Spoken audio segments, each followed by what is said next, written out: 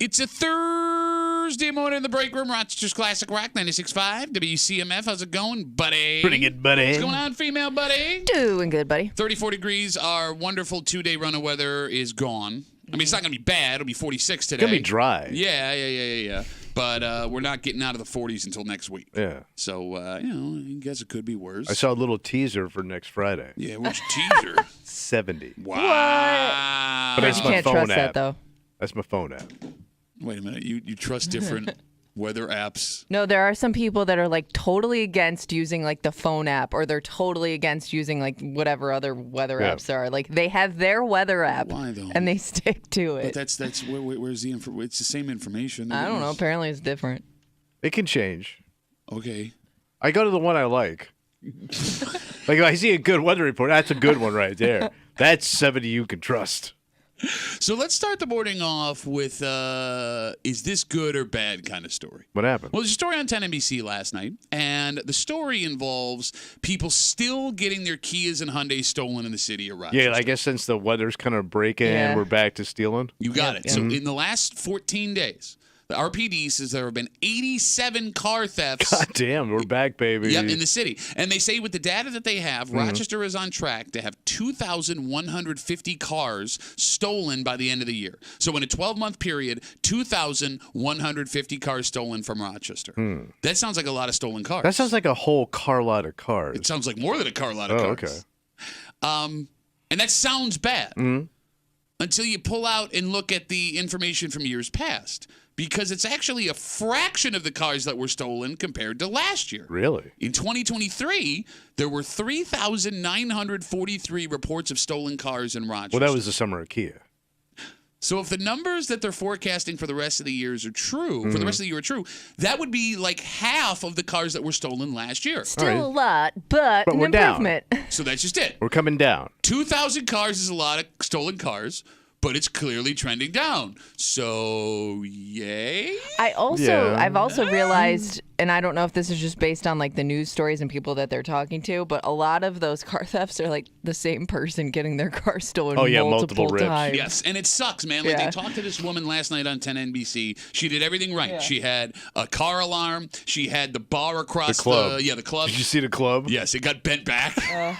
She's holding it up, man. Like this poor woman, she talks about Yeah, like what do you do? yeah, on the story on 10 NBC, she talks about how they somehow got into the car without setting off the alarm. They somehow bent the club back to be able to steal the car.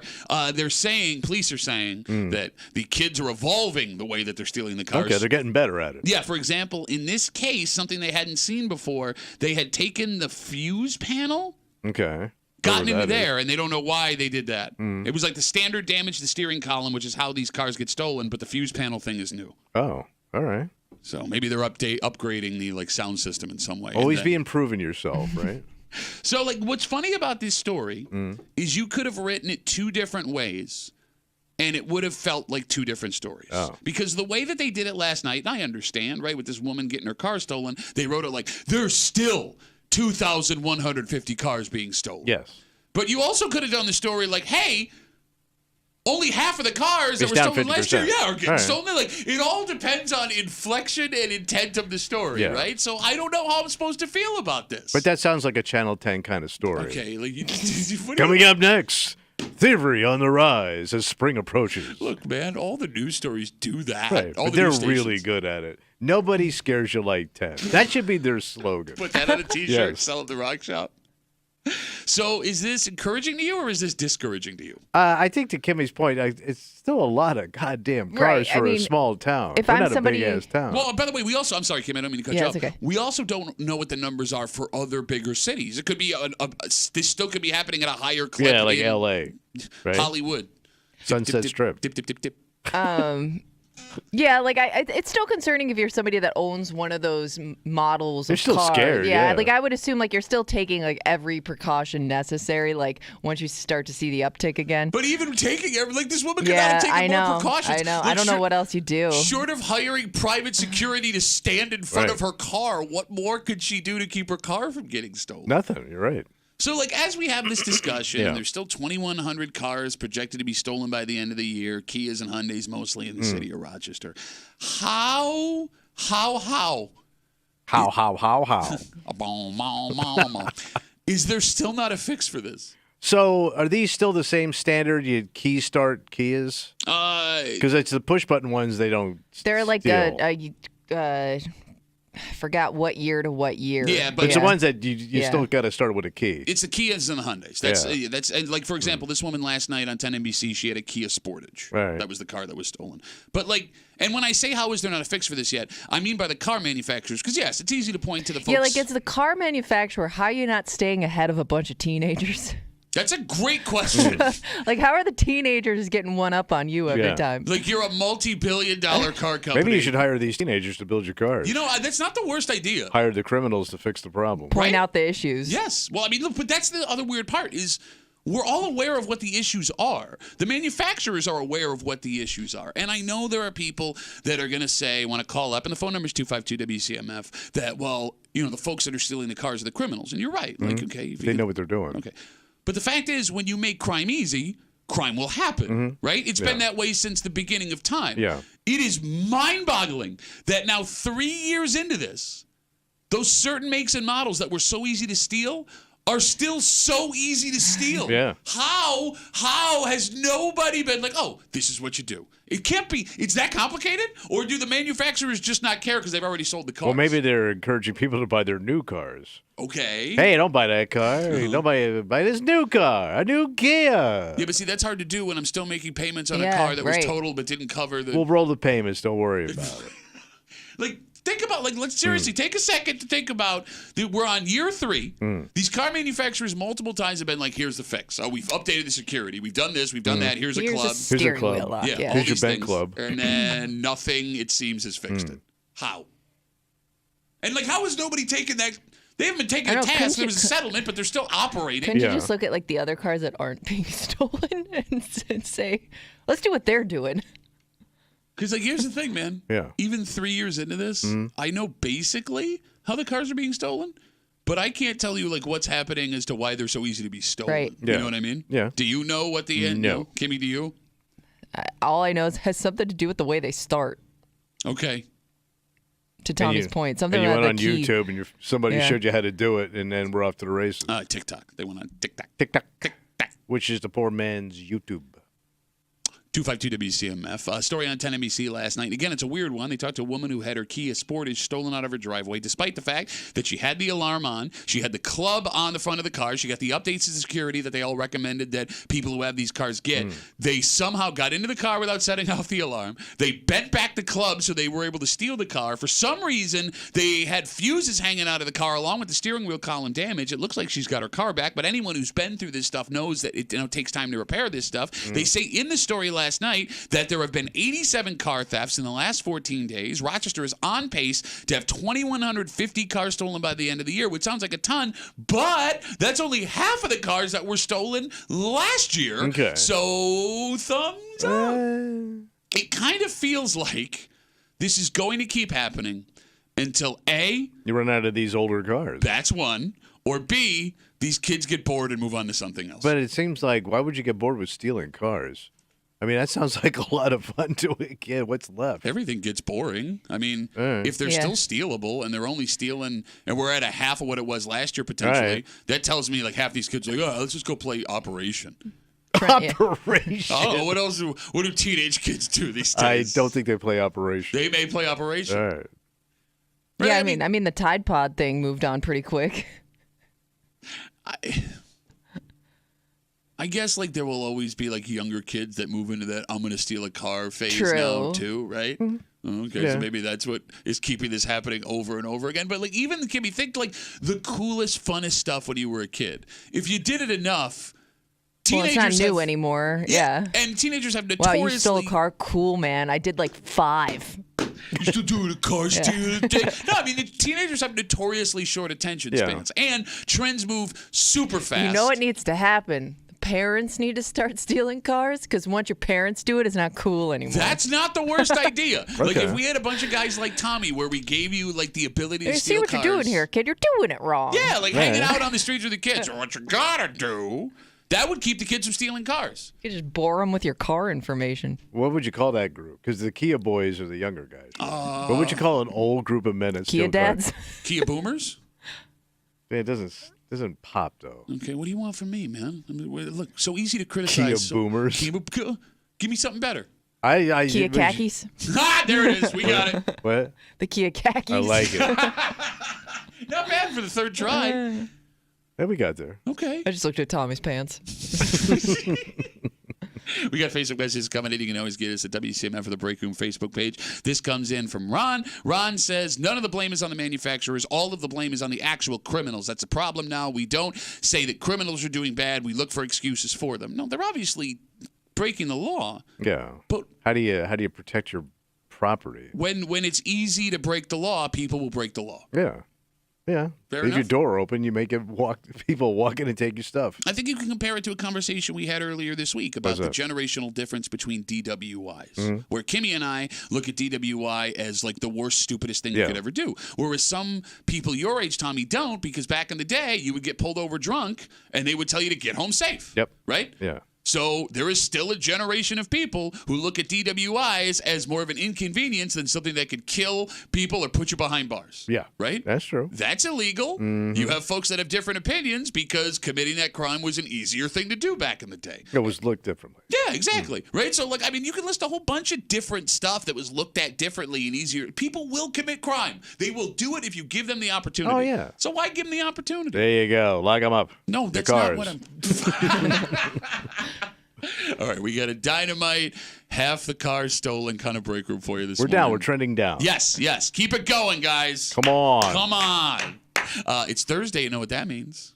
Oh, wait. We're going to bitch down. Yep, that's right. We got a Bitch Voice Leader coming at you just after 7 o'clock this morning.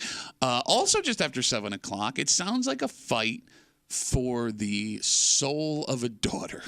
Oh. That sounded more intense than this break actually is. A man named Yank. That's his name? Yes. Like That's his first name? I don't know. He calls himself Yank on Facebook. Yank. And I will never forget this man. Yeah. Writes about his daughter who wants to partake in a particular hobby. She's a young kid. Okay. And this dad, Yank, is thrilled. He's over the moon about it. Okay. Mom, not so much, because this is not a traditional girl hobby. All right. What's interesting about this fight that seems to be happening inside this home, this has to be something that's happening inside the homes of sons and daughters across the greater Rochester area. Because when your child is born, you have an idea of what they're going to be. Traditional role. Yes, exactly. Yeah. And if those roles get messed up along the way, at least as far as you're concerned, it can cause some friction between mom and dad. And we'll get into it just after 7 o'clock here in the break room on CMF, plus a whole bunch more. But first, Tommy. What happened? This might be the end of a legitimate era in the greater Rochester area. What are we losing? A shop off of Jefferson Road. Off to Jeff. Yep, closed yesterday. Jefferson Road closed yesterday. And it's going to hurt people that are looking to save money when they buy these types of groceries. It's going to hurt people who work in this area that were just looking for a quick, cheap snack. Oh. But it feels like every town, at least most of them, used to have one of these. Yeah. And this might be the last one in our area that was operating. The hell is it? We'll tell you what finally went the way of the dodo next to the break room on 96.5 WCMF.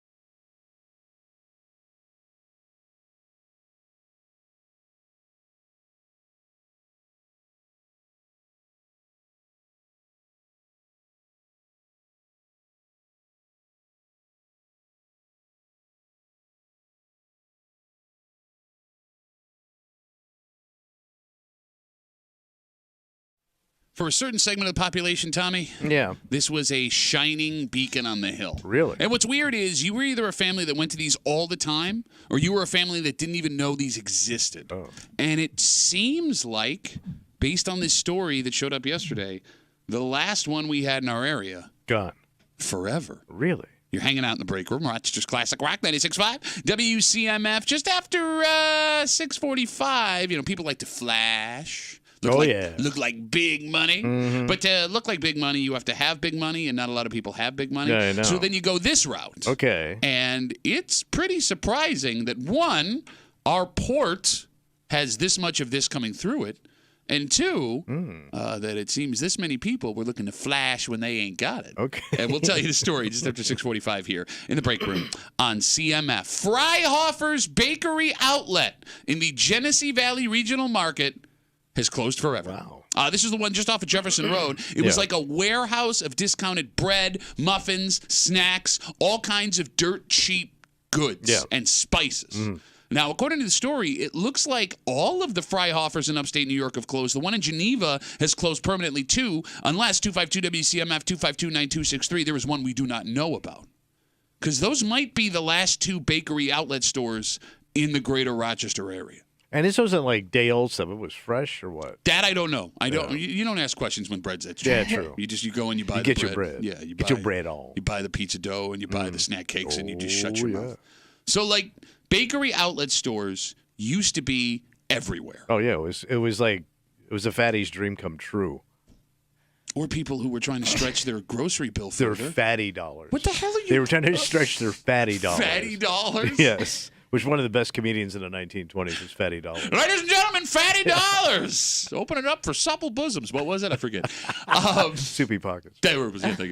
Most towns had a bakery outlet store. And what's weird about the bakery outlet store is they were borderline secrets. Yeah. If your family was a bakery outlet family, you always wanted to take a trip with mom if she was going to hit them up because they had those cheap-ass individually wrapped snack cakes. Yeah. Like those little Debbie looking things. Yeah, well, no, some of they were name brand. Yeah. And you could always talk your parents into getting like the pizza dough or the snacks or the high-end bread that was much cheaper than at the grocery store. But if you weren't a bakery outlet family, and I remember having this discussion with other kids when I was little, people didn't even know they existed. Well, it's kind of weird because I never think of bread as being like an expensive thing. No. Well, but I guess you've never bought it at a discount. But if you go to Great Wegmans, point. I'm never like blown away because bread's so expensive. Oh, I'm sorry, Pittsford. Is that not a hard thing for you to deal with? You couldn't afford bread? Bro, even the like poorest countries seem to have like a crap load of bread. Why would you pay full price if you have a way to cut your bill? Fresher. I see. That's what always surprised me about the outlets was I always thought people that went to bakeries because they wanted like the freshest thing. Like that was it was more about the freshness and taste of the baked goods than it was how much you could get for the cheapest price. Yeah, busted buns. Okay, they weren't busted though. I grew up on that bread. It was good bread. I'm sure it was. Shut up. I know. You're offending me talking about the bakery outlet stores that way. It sounds like you're poor. Yes, that's why you went to the bakery outlet. This wasn't something like... Hey, sir, can I have a muffin? You didn't see guys taking monocles out to buy a dozen loaves of discount bread, you idiot. Like, I was definitely one of these people that did not know these warehouses existed. So you were completely unaware. Because whenever I went to a bakery, it was always like with my grandparents, and they had like their top two that they'd go to and nowhere Italian? else. Yes. Yeah, well, Italians get really picky about their bread. Yeah, like I didn't know that there was another way. So, but here, okay, see, even you're screwing this up. So these weren't bakeries. No, I know, but I don't think they would have Yeah. ever gone to something like this. They would have. You You Well, you know know how what I mean? Italians get insane about breads and Ferraris. And if you make a Ferrari out of bread, forget about it. Yeah. So there was a bakery outlet on the corner of Buffalo Road and Gates when I was growing up. And to this day, it's a dry cleaner now, I think. Oh. When I drive by, I smile and think of all the good times I had in the bakery outlet store as a child. I loved it, man. I loved going to the bakery outlet. It was right down the street from the gas station that had a milk club.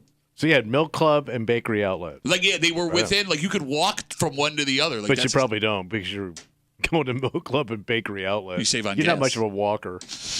Why are you such a dick? Like, I hate people like you that never had to struggle for anything when you were a kid. Like, it's completely warped your sense of what people have to do to make their budgets meet. But do you think it was always people struggling, or was it people that just like? Is there people that just love a good discount? They're cheap. No, you're right. Yeah. Look, I can only They're speak. like chintzy.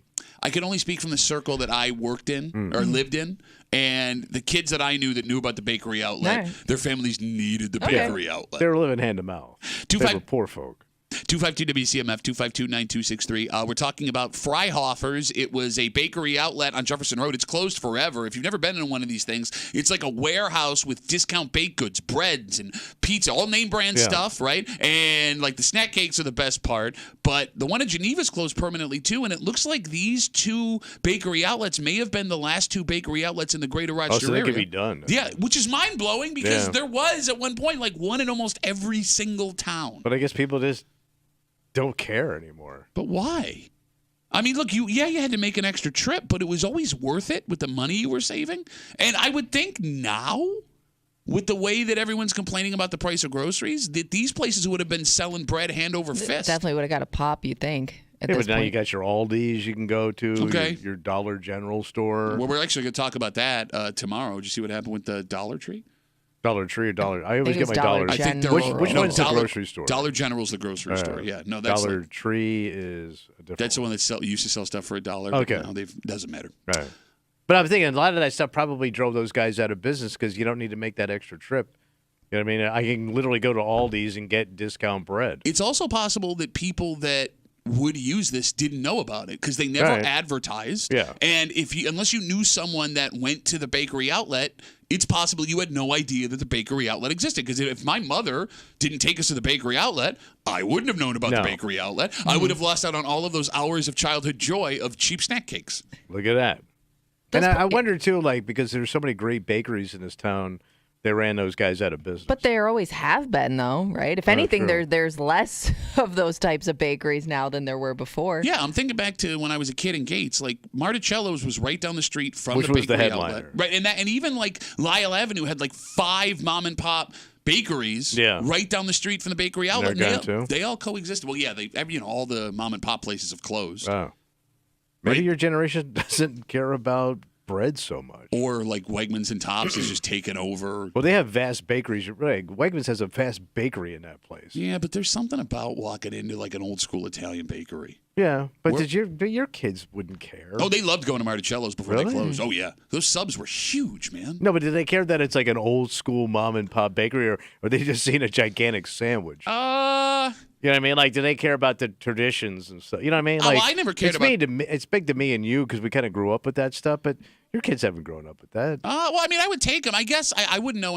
I'll tell you what. I'll ask them tonight, and I'll report back to you tomorrow. Right. But like when it comes to being a kid and walking into an old school Italian bakery, I think the experience was different because the cookies were there. Oh, yeah. The sausage bread was there. The characters. It was more about the characters, too, that work behind those counters. Yeah, no, I agree with you. But you don't really, I mean, look, as great as Wegmans and Tops bakeries are, it's not the same feeling. No. Right? I can't get little mini pizzas. I can't get a 9-foot sub. No, you'd have to buy multiple subs and just do your own work. And that's not fun. Connect them yourself. Yeah, no, I'm not playing Legos with subs. The only thing that sucked about going to the bakery outlet is if you went to the bakery outlet, you also most likely dealt with frozen food that shouldn't have been frozen. Oh, really? Like, for example, my mother would buy like 10 loaves of bread at once and then take it home and throw it in the freezer. And she'd do the same thing with milk. Which kind of defeats the purpose of the fresh bread. Well, but frozen bread never thaws right. It doesn't taste the same. It doesn't, but that was the only bread we had. Yeah, and then they always, just toast it. It doesn't even toast right. No, it would toast okay because I would always make it in a toast. That was the only way to save it. Toast covers all bread sins. But to your point, like, how much of that stuff do you buy and then you end up throwing out because you overbuy because it's so cheap? And you think how much bread you going to eat? Well, that's what the freezer was for. Like, my mother would come, she would bring up a loaf of bread and let it thaw. Oh, God. And, like, frozen cookies and like, desserts like that should not be frozen suck. Bro, I'm with you. I hated it, but what choice do we have? My parents did the same thing, man. They would freeze these cookies. Then when they would be discolored. It was like a faded photo of what a cookie should be. Look at this photograph. Faded cookies. 252 WCMF. Let's talk to Mary. Hey, Mary, how's it going? Hey there. Good morning. Oh, her busted ass. I think Tommy's misunderstood. They have Arnold's and Entenmann's there, and Monk's spread, which is really good. And what they really had were Thomas's English muffins, the big ones. Then you could make a really Whoppers, big ass nooks and crannies, size of a frisbee. Yeah, big. Well, they're like, I didn't realize how expensive they were in reality. In reality, they're like $6 at Wegmans, and they're like $2.39. She's right. Quite a saving. She's right. I mean, Tommy, why would you spend 3 times the amount if you Because didn't I'm have already to? at Wegmans. I don't have to go all the way down busy ass Jeff Road No, to get my goddamn I go to muffin. Wegmans for about 4 things in my life. I go to Aldi's. I'm strictly an Aldi's shopper these days. By the way, That's where she buys her outfits. Mary, I forgot about No, that's Savers, honey. I buy my outfits at By the way, Savers. great thrift store Savers. I highly recommend Savers. That being said, Mary, you totally. I just remembered the Entenmann's chocolate cake with the chocolate icing on top of it. They have those all things that. are delicious. I could eat a whole one of those by myself. I think when most was a men kid. could. Mary, thanks for the call. Have a good rest of the day. Bye, dear. Take care. Oh man, now my mouth is watering. There's something about those, like I love a good hot local donut, right? Like made in front of your face. Your mic's off. Those little chocolate donuts. But those chocolate Entenmann's donuts, I don't know what about it was. What about it? They made them the perfect size, I think. Yeah, so you can just shovel them in. And the sponginess on the inside compared to the hard, bulletproof chocolate casing on the outside. 252 WCMF. Let's talk to Tom. Hey, Tom, what's going on, buddy? Hey, good morning. You guys need to check out the flip side of this story. The whole idea behind those stores were for the bakeries to move their inventory of overproduction or stuff that was getting close to its expiration date. If they're closing these stores, where is that bread going? I don't know. We're going to have to go find out somewhere, buddy. No, Listen, you and I get in our car and go track down these goddamn dirty muffins, me and you, buddy. What do you say? It's a good question. Let's go to Muffin Caper. I don't know. I mean, maybe they're going to donate more of them for a tax write-off, Tom. Who knows? Maybe they can make more money that way. Yeah, then the second thing real quick, my mother used to freeze the bread too. It would come out of the freezer, she'd let it defrost or toast it, and you'd say, Mom, this bread, it doesn't taste right. First thing she'd come back with is, don't worry, it's just your imagination. I guess you should shut your mouth and enjoy your bread, you little ungrateful prick. Tom, keep walking off those intimate donuts, buddy. Thanks for the call. I appreciate it. Yep. Have a good morning. Yeah, you too. I'm flashing back now. What? Yeah. The worst part about the frozen bread coming out of the freezer, right? The frozen white bread. Because you have to thaw it out like a dead body, right? You have to, It has to be laid out in state like some Russian ruler. You can't like rush the process. No. There was a specific noise it would make when my mother would like slam it onto the stove like while it was rock frozen solid. But you could never just look at it and tell when it was completely No, thawed. you had to keep going up and looking and check it like you're viewing a dead body. And there were points where like you'd reach your hand in the bag and you would pull out the corner and the corner would be thawed out and you'd go to make a sandwich and there was still a circle in the middle that And was it's no good. frozen solid. It's no good. But I've already made the peanut butter and jelly sandwich and now I got to eat this frozen, It's partially so frozen bread. I don't get people. Okay, yeah, it wasn't great. But it doesn't change the fact that the bakery outlets were amazing. I know. And you know what? It got you through. It got you through. God bless the bakery. So long, boys. Thanks for all your service. Let's take a break. Well, look, man, like coming across money is hard. Who's got it? But you want to look like you have money, Tommy. Yeah, I want to flash. And that's where these products come in. Yeah. Unfortunately, it looks like there's a bunch of people in our area who won't be getting these products that they may have already paid for. Yeah. And the fact that this much of this stuff, according to Border Patrol, is coming through a port in Rochester. Yeah. We'll get into the story next here in the break room on 96.5 WCMF.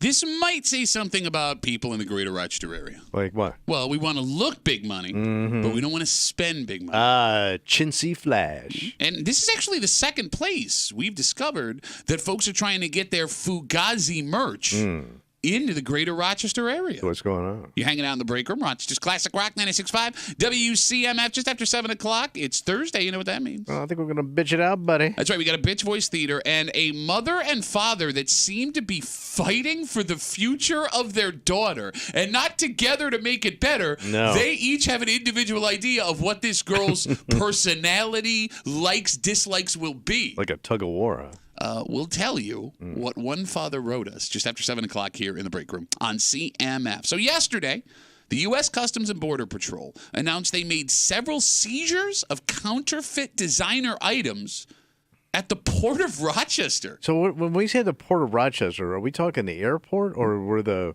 I read it as the airport. I thought it was where the boats were. It says the Port of Rochester. That's But do we in get says like deliveries like that of like container ship stuff? Okay, so there was a story a couple months ago where this stuff was coming in through the airport. They had counterfeit items coming in through the airport. The story I saw said Port of Rochester, and that's Charlotte. I mean, I could be wrong. That's the port, yeah. Kimmy's all over. Okay. Yeah, I'll look it up here. All right. Well, while she's doing that. So they're catching them, huh? Well, yeah, tell me. They say in the last month and a half, several shipments that have contained fake designer handbags, wallets, clothes, and shoes have come in. And the Border Patrol says that if they were real items, they would have been worth more than $100,000. Okay. I feel bad, man. That sucks. It really does. Why does it suck? Because people want to buy that. And by the way, they're not losing any money. Who's not losing any money? The people the actual retailers of these like high-end merchandise. Okay, well, the stores that sell the high-end Really? merchandise. All right, so let's say I get a high-end bag out of the port. Okay. Okay. Port bag. Port bag. And it says Gucci. That's a Okay, big sure, one, right? yeah, it's Gucci, nice. yeah, Yeah, number fancy. one guy, right? Fancy. So that woman can never afford an actual Gucci bag. Okay, that's a good point. And there's no place to buy that bag in Rochester. So who's losing here? That's a good point. Well, here's who's losing. The person that goes out and buys the Gucci bag that's real, and now you got to stand next to this busted person with fake-ass Gucci bag. And that's the whole point right there. It's the jealousy, like, you can't afford that. By the way, it's the Rochester Port of Entry, which is located on Brooks Ave. Oh, okay, so it is the airport. Yeah. Okay. It said the Port of So Rochester like in the freight story. coming It says, in. All right, well, that's Rochester free. Port of Entry, but I kind of thought the same thing, but it was I didn't All right, know so that was that's- called the Port of Entry. All right. So that's the airport, though. All right. Yep. Okay, so because this stuff is fake, it means the Border Patrol seizes it and will destroy everything that was a knockoff. So like That they don't grab. Oh, you know them boys is grabbing coming home for their old ladies. You're accusing the Border Patrol of stealing I'm illegal accusing them of merchandise. being human beings. Man. You don't think those guys snag some Rolexes and some knockoff Coach bags with a K? You never had a Coach K bag? Won 15 Final Fours. Thank you, man. But it does mean that because all this stuff was destroyed, Aunt Gail off of Maiden has a lot of explaining to do to her purse party from last month. And by the way, I think of all like people that give these things out as gifts to like kids and stuff. That was the greatest thing about going down to New York City and walking around Canal Street. Okay. Is all that knockoff stuff you could bring home Yeah. and give to kids, and they thought it was like $1 million. Like if you had, You're just if you saying had- that because you did it. Oh, I and- did Yeah, a I was gonna ton. say people Busted did it for ass. adults too. like those fake Ray-Bans and The purses. The That would- Rolex was the best. The fake Rolexes were awesome because they looked awesome. They only last you 6 months before they fell apart. But to give it to a kid, they thought it was like $1 million. All right, the phone number is 252-WCMF, 252-9263. Do folks in the greater Rochester area buy more counterfeit stuff than other places? Because we know folks around here like to flash. And any walk through any mall in the greater Rochester area and looking at purses will tell you that. Yes. Purses on people, not in the stores. And we've been a fake purse town, Kimmy, for a very long time. Like men listening right now, I bet you know multiple people that can get you fake designer stuff if you call them in a second. And these rich women that have those bags, they also buy the knockoff bag because when they travel, they don't want to get it ripped. They don't want to get it ruined. So they have a legit bag and then a fakey that they take on trips so that it doesn't get ruined or ripped. Listen to the Real Housewife of Pittsburgh. I was going to say, because I kind of Just thought saying, like man, they got dirty faces too.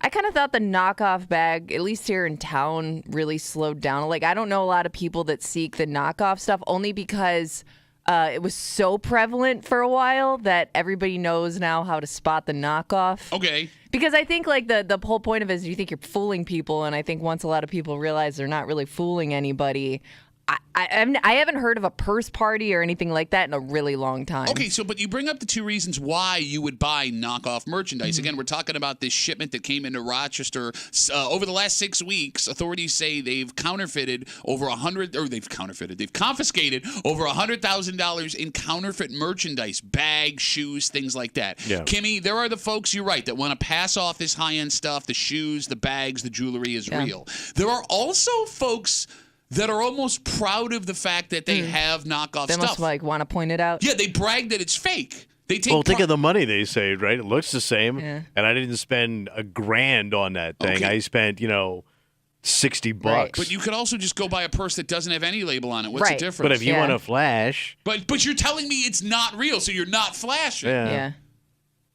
I mean, and here's the thing: the folks that try and play the stuff off like it's authentic.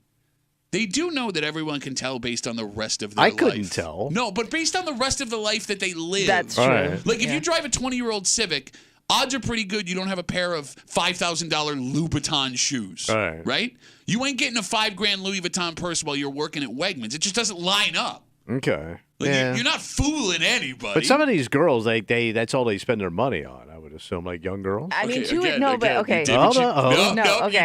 Hold I do have to say, I did know people who That's where their money went. had jobs where Would you let her talk? they would they'd have almost like a side hustle or something like that just so they could buy that big ticket item, even though it didn't match up with the rest of their lifestyle. Which is sad, you're working for a purse, which you have no but there money are to put people in. that Put in do. purse, yes, Yeah. exactly. And you work for these high-end shoes, but you have nowhere nice to wear them because you can't afford to go anywhere super nice. Yeah. It is the ultimate cruelty of buying luxury goods. But everybody wants to feel good about themselves. And I think that's what this stuff does. And it's a shame that it's not allowed to exist.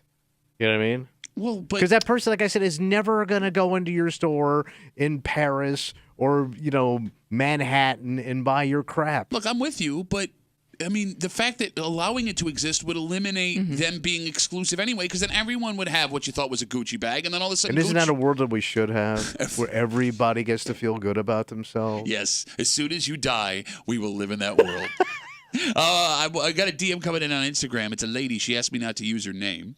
She says, I remember in high school, my mom took us to this store off Dewey, I think. She had to tell the person at the register a password. They brought us to the back for fake designer bags. It was like a speakeasy for knockoff bags. Now I don't even carry a purse because who really cares? Kimmy, that was huge when we were in high school. Yeah, Purses? no, that's what I Oh, mean. yeah. I Fake remember purses. all these like you were supposed to kind of keep it a secret if somebody was throwing a purse party.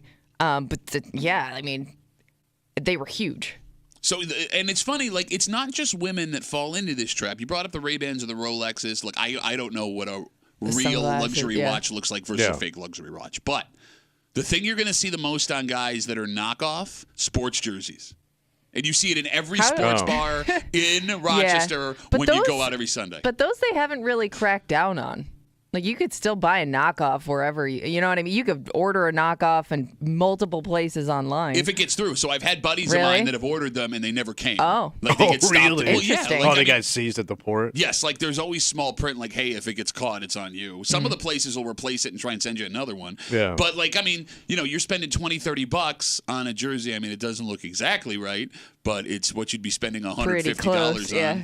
If So- you have a jersey conscious that allows you to do that, God bless Might you. fit a little funny. So I know you like flea markets, right? Love them. So I can remember being on vacation in Florida.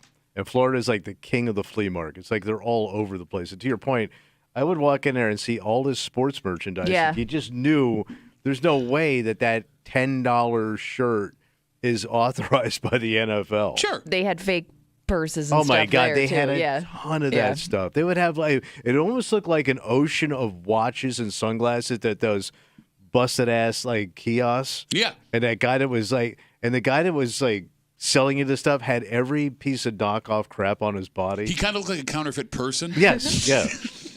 252 WCMF again. We're talking about the U.S. Customs and Border Patrol says over the last 6 weeks, they've made several seizures of counterfeit designer items. We're talking handbags, wallets, clothes, and shoes at the airport, we found out here in Rochester. This is the second time we've heard this story in a year. They say in the last 6 weeks, if these items were real, they would have been worth more than $100,000. We got Facebook messages coming in. You can always get us at WCMF for the Break Room Facebook page. Tommy's fighting for the everyday man. Why can't I have a fake Gucci Let the ladies purse? feel good about themselves. It's not just the ladies. We got a Facebook message coming in from Dave. Ooh, knockoff boy. Dave says, I have a great sneaker collection and none of them are real. A guy in my neighborhood has a sneaker store in his basement. He gets the sneakers from China. I pay a third of the price. Nobody knows the difference.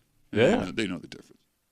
Would you really have just walking by? Like, would, I yes. I just said, yeah, if you inspected it. But if you just saw a guy walking down the street in a high-end, like, glitzy sneaker. High-end with Liberace's out there? Well, your sneakers get kind of glitzy, don't they? Well, they get expensive. I wouldn't call it. I mean, there's like messages built into the sneaker. I don't even get it. You have Simpson sneakers. I do. I have multiple pair of Simpson sneakers. Yes, I could tell walking, but I'm a sneaker nerd. So. All right. But you're rare. Okay, no, but if you're buying most people, if I'm just walking down the street or going to some party with some high-end sneakers, nobody's gonna know. If I don't own the real thing, I probably am not going to notice the difference. But you know what I mean? Like, I'm not an expert, so I'm like, oh, sure, that's probably what it's supposed to And by look the way, if like. any of this stuff gets you laid, go buy it. If yeah, because a flashing woman something, needs a purse I know. to get laid. no, but if a guy Hey, thinks he can boys. if a guy could buy something and give it to his old lady that can get him laid, I would never do that. go get it. No, you're That running seems like a risk. dangerous game. Take the coochie. Don't worry about the Gucci. Put that on a T-shirt and sell it. Nobody put that on a T-shirt. You fell into that one, didn't you? Take the coochie with the Gucci. He forgot what he Well, it said. would be a It was the fake funniest Gucci. thing he said in 3 weeks, and he forgot it immediately. 252 WCMF. Let's talk to Bill. Hey, Billy boy, what's going on? Hey, Pat. It's funny. I used to work with a buddy of mine on the weekends at the flea market in Florida. He used to sell T-shirts, and we would see people all the time get busted for knockoff Disney stuff or NASCAR stuff. I mean, they sold that stuff everywhere there. I mean, like if you buy it wholesale, because I've looked into this before. Yeah. It's so cheap, Bill. Like, you could get like 100 pair of sneakers for $10 a pair, turn around and sell them for $40, and I mean, you do the math. That's a lot of money. Oh, yeah. Uh-huh. Oh, yeah. And they had – I worked with a guy who would screen print the little, like, on models where you put the stickers on models. Okay. And they would make knockoff NASCAR cars. And he would print all of that sponsors and stuff like that, the logos that would go on the car.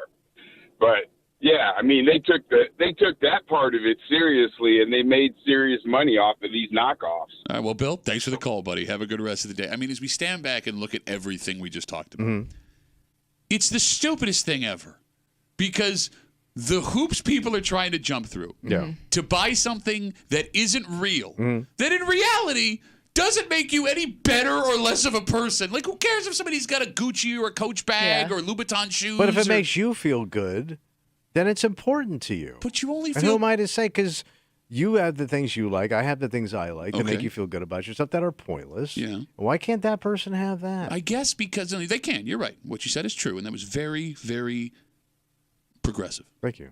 I'm going to ruin it in a minute. That being said, when you rhyme Gucci with Gucci again in a different way. That being said, like the stuff you're trying to buy to put you on the same economic level of these other people, those other people don't care about you. Even if you had that Gucci bag, they would still think you're trash, right? Like, I mean, it doesn't matter. None of this matters. But this whole country is based on improving yourself and moving up in the world. Man. Even if it's fake. That is the ultimate, like, in a nutshell, sentence for America right now. Hey, just move yourself up and look better, even if it's not really Fake happening. Success is still success. No, it's not. But it's not. It is to the naked eye. It's fake success. Yes. All right, it's Thursday. You know what that means? Fake it till you make it. It's we're gonna bitch it out. Bitch Voice Theater coming at you here in just a second. And it seems like this is a fight between a husband and a wife for the future of their daughter. Oh. Because this little girl has a Jones, I guess. She wants to try this activity. And a man named Yank, His name is Yank. Yank. His name is Yank. All right. Wrote us a Facebook message. He's over the moon that his daughter wants to try this. Oh. His wife, not so much. And that's what's caused the Facebook message, because it sounds like his wife had an idea of what her daughter was going to be. Yeah. And she's afraid if she takes part in this activity, she won't be that thing. And after reading this Facebook message, Tommy, this has to be a battle that goes on in a lot of homes of parents across the greater Rochester area. And we'll tell you the story next here in the break room on 96.5 WCMF.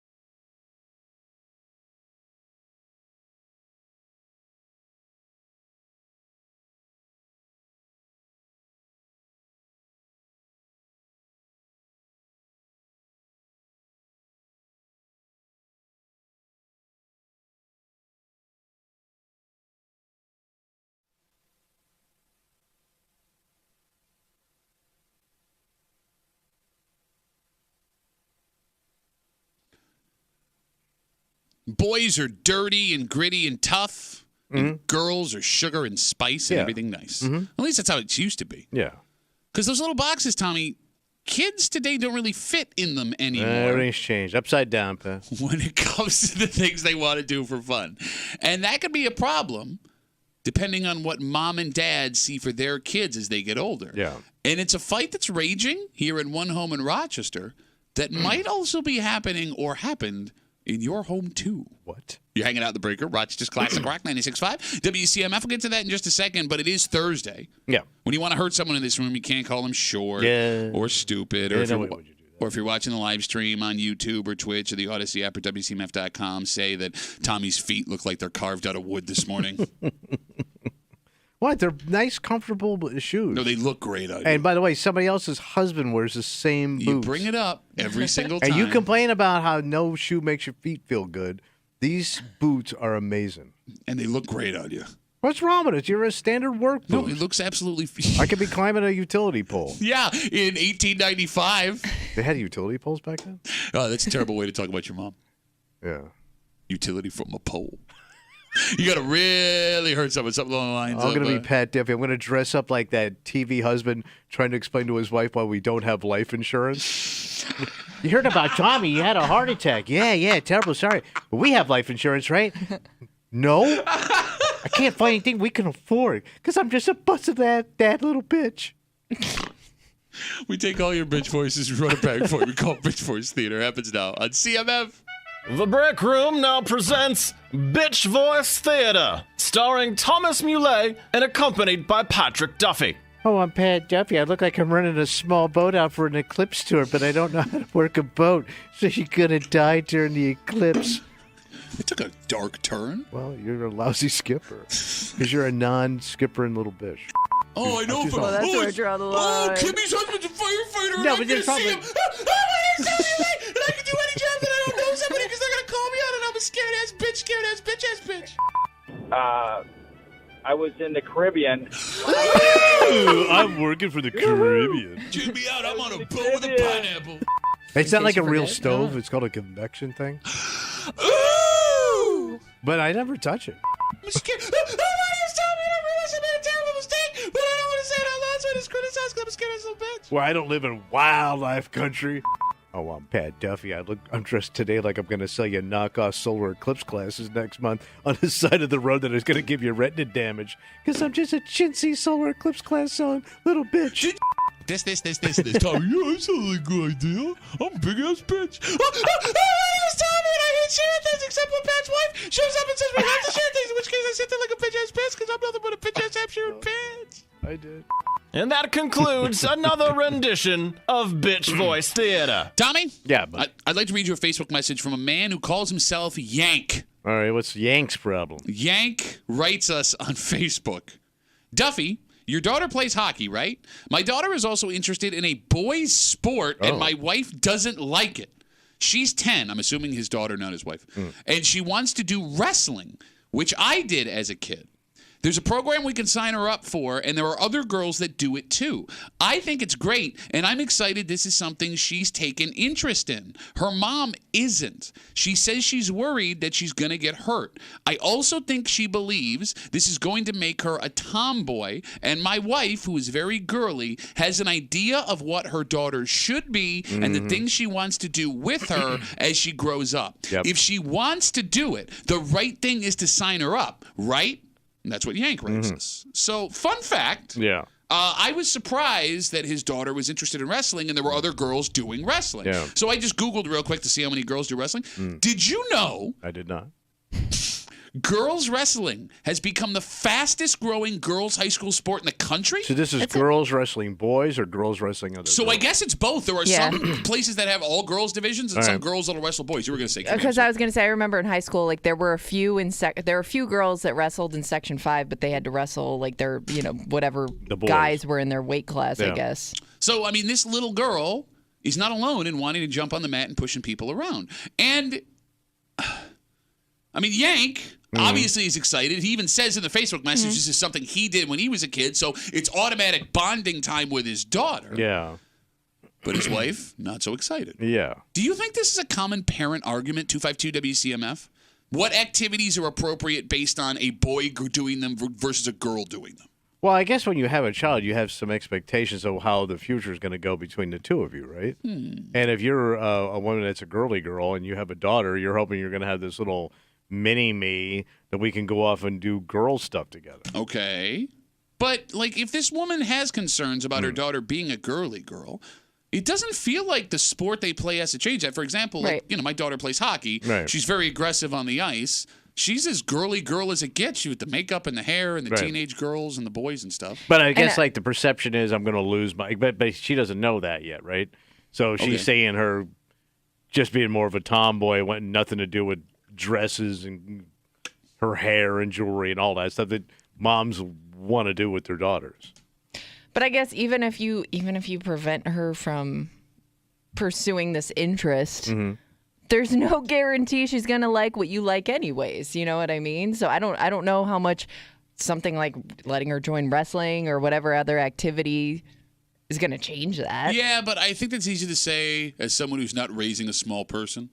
Because, like, when your child is born, the second you lay eyes on them, you have this idea, to your point, Tommy, of what that kid's going to be and what we're going to do together and what your expectations are.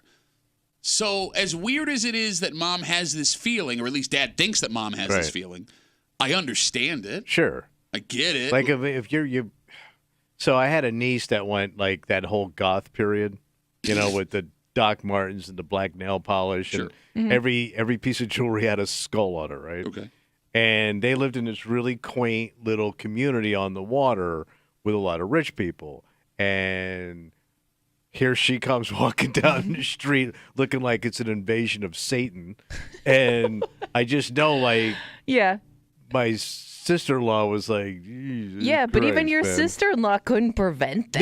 No, I mean, and she embraced it, but I know it. I think it kind of bothered her a little bit that she didn't get the girly girl. Okay. You know what I mean? By the way, they lived by the beach. The kid hated the sun. Well, your mother was moved to Florida and that's she wouldn't true. go to the beach. I know. I mean, I would think like every parent runs into that eventually, whether it's your kid doesn't want to pursue the sport that you used to play or whatever activities you were into, your kid just doesn't have an interest in. Yeah. I would assume that happens to every kid at some point. So it's interesting you bring that up because we're talking about girls specifically here. Again, we're talking about this Facebook message. A man named Yank writes us, long story short, his 10-year-old daughter wants to get into wrestling. He said he was a wrestler. There's a program they can sign her up in. Says there's other girls in the program. He's excited. Says his wife ain't. Yeah. That she's worried she's going to get hurt, but he believes really that this is going to make her a tomboy, or the wife thinks this will make her a tomboy, and his wife is very girly, and she wants her daughter to be her daughter and her little mini-me, which, you just brought up here. Right. But this goes both ways. Oh, yeah, it does. Because there are dads that expect their kids to be big-time athletes, love the sports, Kimmy, like you just said, that they did, and those kids get more interested in music, theater, academics, and science. So this is what happened to my Uncle Dom and my cousin Robert, his son. Because my Uncle Dom played football. He was a big athlete. Okay. Went into the FBI. So it's just about as macho as you could get, right? And very staunch Catholic. And it was either black or white. Okay. Right? So my cousin Robert decides he wants to be a musician and play the saxophone. And this is the way my Uncle Dom used to talk about it. That he was like devastated that this kid didn't want to play football, wanted to play music, wanted to write music and study music. It killed him that his kid did not want to play football. So because he wanted to go out and teach him the game. It's right? what he knew and loved, and he almost felt like he lost a connection. Oh yeah. But like tell me if I'm wrong. If I'm wrong, I feel like mothers, at least based on what I've seen with my daughter playing on girls' hockey teams. Yeah. Mothers are much easier to adjust to a change in plan than fathers. Oh yeah. I think so too. Yeah, men are like locked in. I know a guy that would get mad if his kid didn't still played sports, but just not the sports he wanted him to play. You know what I mean? No, I get what you're saying. It's one of those things where, to your point, I don't think dads are as good as being flexible with that kind of thing. Kimmy, how was your mom with you playing sports as a kid? Oh, I mean, she just wanted us to do what we loved. Like she didn't want us to feel like they were forcing us into anything. So she didn't have any expectations for you as a child. What do you mean? Like what you were going to grow up to be? Not that I'm aware of. I think she would have loved if my brother and I had done more with music, stuff like that. But I think that she was happy as long as we were happy. That did break my heart when my kids stopped taking piano lessons. I think she It thought broke your heart. I wanted them to take piano. And I think it's also something that she... Well, because I always wanted to be able to sit down at a piano and be like... And I kept yelling at them like, I stopped and I regret it. You're going to regret it too. And they were like, shut up, old man. Yeah, I think it's something that she never did and always wished she had done. So I think it's partly that too, where she was afraid that we would grow up and wish we also tried something like that. Okay. We got Twitter DMs coming in. You can always get us at WCMF Break Room on Twitter. Jack writes us, my girlfriend is a girly girl. She played football when she was a kid. If they want to play, let them play. I didn't play football, which is something my buddies now kill me for. But if I had a daughter and she wanted to try it, I'd sign her up in a second. All right. Well, that's very progressive. Can we talk about that, though, for a second? What's that? Your girlfriend played football, but you didn't play football? Yeah, that's weird. That's very rare. First of all, a girl that played football is pretty rare, especially back in the day. It was always a really big deal. They always made the news, man. There was a chick playing football that always made the news. No, I played against a couple of girls when I was in middle school. Yeah. Really? There were girls that maybe played up until a certain point. Yeah. Yeah. But okay, I'm just thinking out loud here, right? Because if you go into a sports bar, it's mostly male dominated. Yeah. Let's say you take your girlfriend out with your buddies to go watch a Bills game. Mm-hmm. If she says anything, right? You can't argue with her. No. Because you didn't play. No. But she did. You had to be quiet. Oh, that would be really hard to deal with. Mm-hmm. Yes. Oh boy. Do you guys ever wonder if the stuff you got into as a kid was only because your parents wanted you to do that stuff? Because, Kimmy, your dad played basketball. Yep. And he wanted you to play basketball. Yeah, I don't know if I would have pursued it had my dad not been so interested in it all the time, So you don't think you would have played basketball? I mean, so in middle school, I remember playing volleyball, and I loved volleyball. It was so much fun. It kind of came easy to me. I just really enjoyed volleyball. But at that time, those two seasons, once you got to high school, overlapped. Gotcha. I think that it changed later on. So I had to pick one or the other, and I was like, well, I can't, my dad kind of, guided me into basketball, so that's what I went with. But I always wonder, I think I would have enjoyed volleyball a lot had I pursued it. She could have been an Olympic volleyball Look player. at that. Yeah, not sitting out with us. Probably not, but maybe I would have enjoyed it more. I don't know. But I love football, hockey, and boxing. Yeah. But my dad also loved and played football, hockey, and he boxed in high school too. If he didn't love those things, you may not have pursued it. Am I on the debate team? But you were a big kid, though, so I think you would have went in that direction. Yeah, but there are big, soft, sensitive kids. Yeah, but you also forget how one of them. Influenced you were not only by your dad, but your friends too. I mean, yeah, I think I wanted to impress my dad more than when I was a kid than my friends. Whatever my dad wanted me to do, I think I was going to do. If my dad valued education, would I have had better grades? I think we probably both would have. Because my father, like your father, was not a good student. No. He was a terrible student. Yes. I didn't find that out till later, but it kind of came out, Samesies, yeah. Dribs and drabs. Wait, just listen to him speak. Yes. But how much of you is you, and how much of you is the influence of your parents as a kid? It has to be a time because this is how you're raised, right? I mean, you're under the influence of two people. Yeah. But here's the thing, man. If you can't definitively answer that question, maybe that's a sign that if your kid wants to do something, you let him do it, even if it's not something you're familiar with. Yeah. I mean, just think of the influence you had on the way your parents dressed you. Every picture of me as a child, I'm dressed in something Chicago Bulls. That's a great point. So it's just even if they didn't say anything, the way my dad put clothes on me was an indication of what I was going to be interested in. Do you remember how you got your hair cut? Oh, yeah. Where? But first my mom would just shave our heads. Yeah, so I remember those home razors, and you'd sit in the kitchen, and you would just get this bowl cut.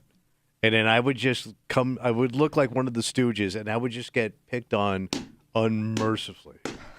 See, lucky for me, in the early 90s, every mom shaved their kids' heads, so we didn't get killed for it. Nice. All right, so I guess the moral of the story... Leave them kids alone. Yes, Yank, if you're listening, or Yank's wife, Mrs. Yank. Mm-hmm. Let her try it. Yeah, I mean, and if something goes wrong, we had nothing to do with it. This is terrible advice. All right, everybody, I hope we're going to move on. I appreciate the calls. I guess maybe this next story is an argument as to why you don't let girls try manly things. Oh, and I say manly is a traditional manly thing. Yeah. Well, if the allegations are true, this woman's crazy. You can't argue that. But we've all met crazy women. Oh, yeah. Very few of us, maybe none of us, have met a woman that, according to allegations, was willing to do this in a confrontation. Wow. And she is now in some serious trouble. Let me put it this way. Yep. She is wearing the wounds of what she allegedly did to this other person. Wait, she got hurt? It looks like it in her mugshot. Damn.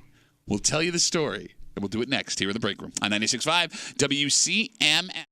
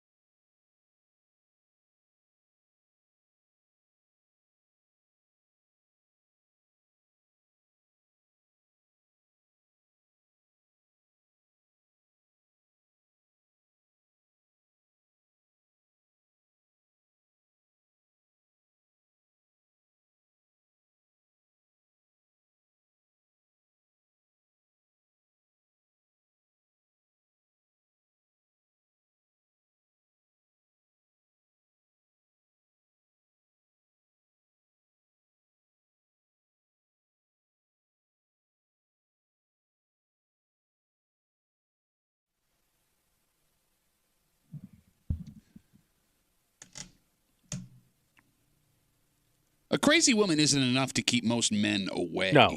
Even a woman that can get violent has some guys thinking, I can handle that, no problem. Yeah. But this kind of violence, you don't hear much from dudes, let alone the ladies. This is rough ass. It don't get much rougher. So if a lady has this in her background, and you were to find out, I'm curious how many men would decide that's enough to keep them away. Okay. You're hanging out in the break room, Rochester's Classic Rock 96.5, WCMF right now. You can head to the contest page at WCMF.com. Ooh, what are we going to get? Enter for your chance to win a pair of tickets to see comedian Tom Segura. He's coming Friday, September 27th, to the Key Bank Center, courtesy of Live Nation. Tickets go on sale tomorrow, 10 a.m. at Ticketmaster.com, just after 7:45. Might be the last meal you ever cook in your house.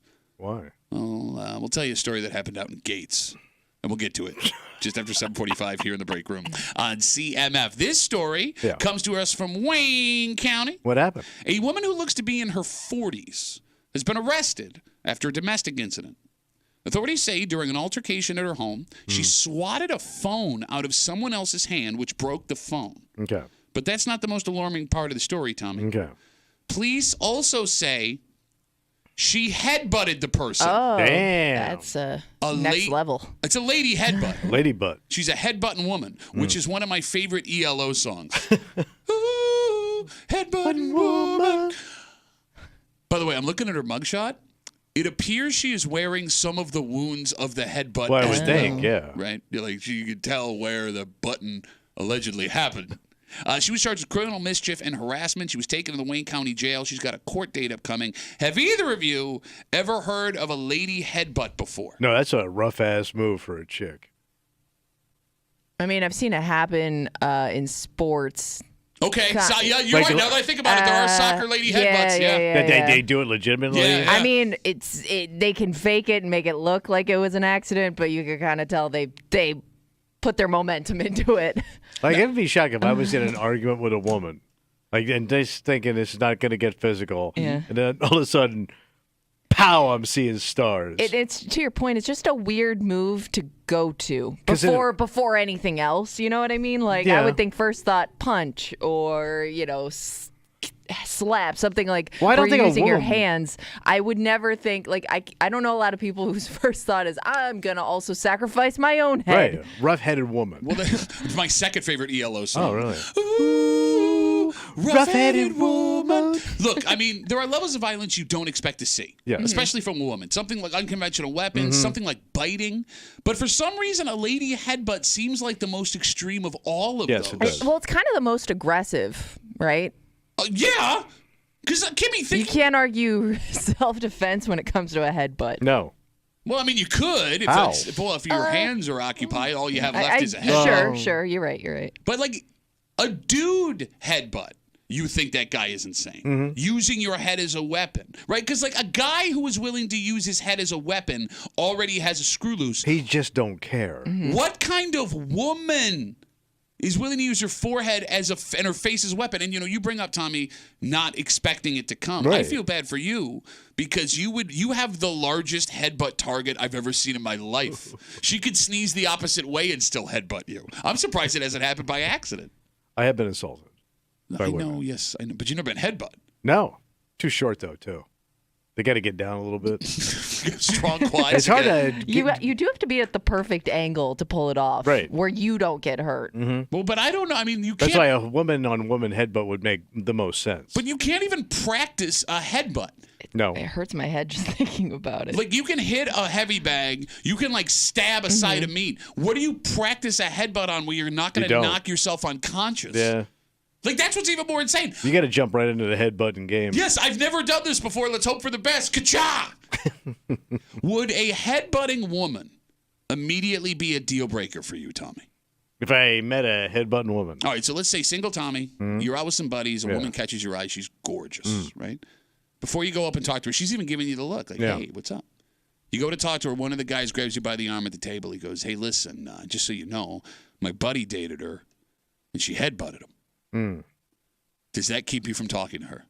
I'm single. Yeah. I'm at a bar, and she's beautiful. Yeah. No. You're an idiot. Of course I am. You're an idiot. So all guys are. A beautiful woman could get away with anything and could sell you on anything.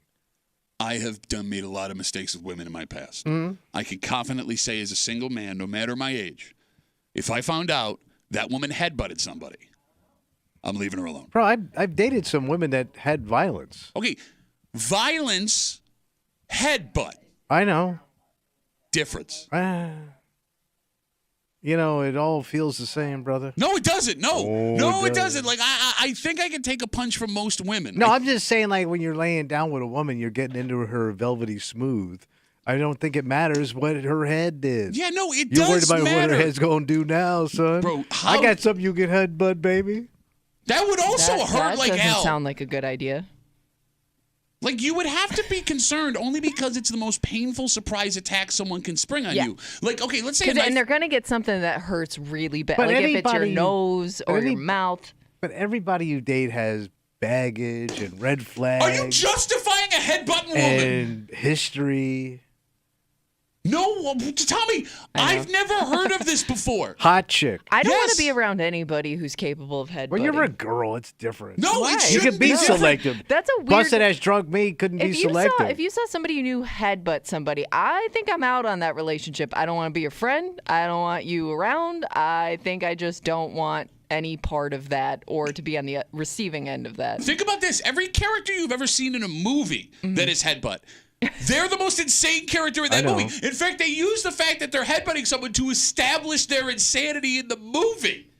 I've never even seen a headbutt in real life. Yeah, I haven't either. So then how can you sit here and be like, oh, I'll bang that headbutting woman? She's a headbutting woman in love with a dizzy man. 252 WCMF. 252-9263. We're talking about this woman. She looks like she's in her 40s. She's out in Wayne County. She got in a domestic incident with somebody. Police say she slapped a phone out of somebody's hand, which broke the phone. But the more alarming part of this story, she's accused of headbutting the person. And if the allegations are true, she's wearing some of the wounds on her own face in the mugshot. Tommy says, despite the fact that he's wildly alarmed by a headbutting woman, despite the fact that he's never even seen a headbutting person before, if he found out that a woman had previously headbutted someone he knew, that would not disqualify her from a romantic relationship with him. Yes. And I think that makes me a more open and accepting person. No, I just for some reason think that you don't think it's going to happen to you. No. Or you think I'm a it's nice not going guy. to hurt. What am I going to say that's going to piss her off? Nothing. I've also got to assume if you've headbutted in the past, there's another headbutt in your future. Yeah. You don't just pull out that move once. So you couldn't date a woman with a violent past? No. That's different. Well, this is what we're talking violence. Oh, no. We're But talking the specific move. Let me put it this way. It's the same as somebody who bites or pokes in the eye. I don't want to mess with I that don't want an person. eye poker. No. All right, what's worse, Kimmy? Yeah. Headbutter or eye poker? Eye poker. You think so? I think the eye poking can potentially do more permanent damage. But she can get you in the eye with the headbutt. True. So true. she pokes somebody in the eye. Well, there's eye gougers out there. Yeah, no, but I'm out. That's standard women fight. No, I've never seen an eye gouge in you know, a like woman. scratching and going for the face. No, going for the eyes. Specifically, like That's the eye groin of the poking. face. All right. God. No, okay, look. You could have never dated in the deep south. Okay. I'm fine with that. Like you bring up the whole violent past thing. Yeah. Look, man, if a woman's going to come at me with a knife, I'm going to see the knife before it ends up inside me. If a woman's going to punch you, at some point she has to rear back to do it. Okay. The scariest part about a headbutting woman is that headbutt would come out of nowhere. And it would take you down so hard. You don't have to be strong to F someone up with a headbutt. No, you'd knock you out. And if I'm not mistaken, isn't your neck one of the most powerful muscles in your body, the muscles in your neck? Because it keeps your head from falling off? Okay. If that forehead made eye contact or made contact with the bridge of your nose, not only are you going to see, like you said, that flash right away, you're going to do that bitch thing where tears start rolling down your face and there's nothing you can do about it. You are now crying in front of this head-button woman, which makes it 1,000 times worse. And that's if you're still on your feet. Yeah. That's if she hasn't taken you down with the headbutt. And then, like, if she was fine afterwards, do you know how horrifying that would be? Where she's unaffected by using her head as a weapon? What if she was all forgiving afterwards? Like she got ice for you and all that. And she goes, you know, I just kind of lost my head, literally, for a moment. No, stay away from me. Stay away from me. Like, all right, let me put it this way. What if she gently starts massaging you? You just headbutted me. You crazy woman. Like, even if there were no headbutts in the past, and out of nowhere the headbutt shows up, boom, right in the nose. I'm done. There was nothing that woman can do. There was nothing that woman can say. Like, I could see a situation where a woman could hit me in the face and we could make that better. Yeah. I could see a situation where even a woman could bite me and we could make that better. Man, biting is the worst. No, headbutting the human is worse than bite biting. is nasty. I will take a bite over a headbutt. You would? Yes. I you ever don't know. been I bit still by a think I'm human weighing being? those two. Like when I was a kid. How'd that happen? I don't know. Like siblings bite each other sometimes. Oh. Ryan, my brother, big old biter. Yeah, I'm about to say, man. I feel like That's Jaws. sibling fights are where you learn where the line is. Right. You know, like where you're like, okay, maybe I went too far by biting your arm. Yeah, like my brother and I got in some knockdown, drag out, Pinching. nasty fights. Yeah, all that stuff. He never even tried to headbutt me. Right.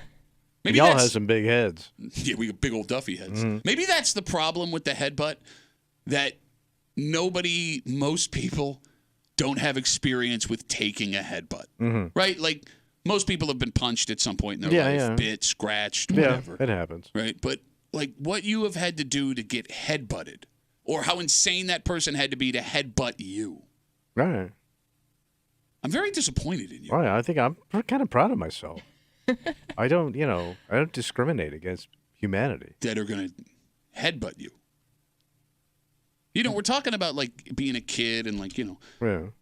You wonder at what point in someone's life they decide a move like a headbutt is for them. Because they say kids who punch decide to punch. Okay. They say, or kids who see punching, decide to punch.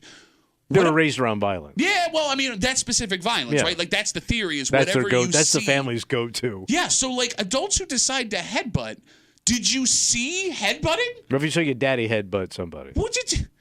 You got into a road rage or disagreement at the lumberyard. And he had to headbutted? give that guy what for? In the front door. Well, in the head. Front door of the face. Yeah. Yeah, it's true. It is the front door. Like, what went so wrong in your life that headbutt became a reasonable move in your head? What if you're good at it? It doesn't bother you much. Okay. Like, you build up a tolerance to it. To headbutting? Yeah. Well, I mean, it's still not good. What if you just saw hot chick, like you're dating a chick, smoke show. You don't know too much about her, second, third date. Okay. Something happens, you're out. She gets into a quarrel with somebody, and she headbutts somebody, drops them. I think that would be a deal breaker. Really? Yeah, I'm what sorry. What if the other person had it coming? Like, she was defending something, or somebody said something to her. Like, she didn't initiate anything. It was a self-defense Yeah, headbutt? or just like, she said something about her kids or something like that. She goes, "What'd you say?" And she headbutted that. No, I still think I got a problem. Drop the other woman.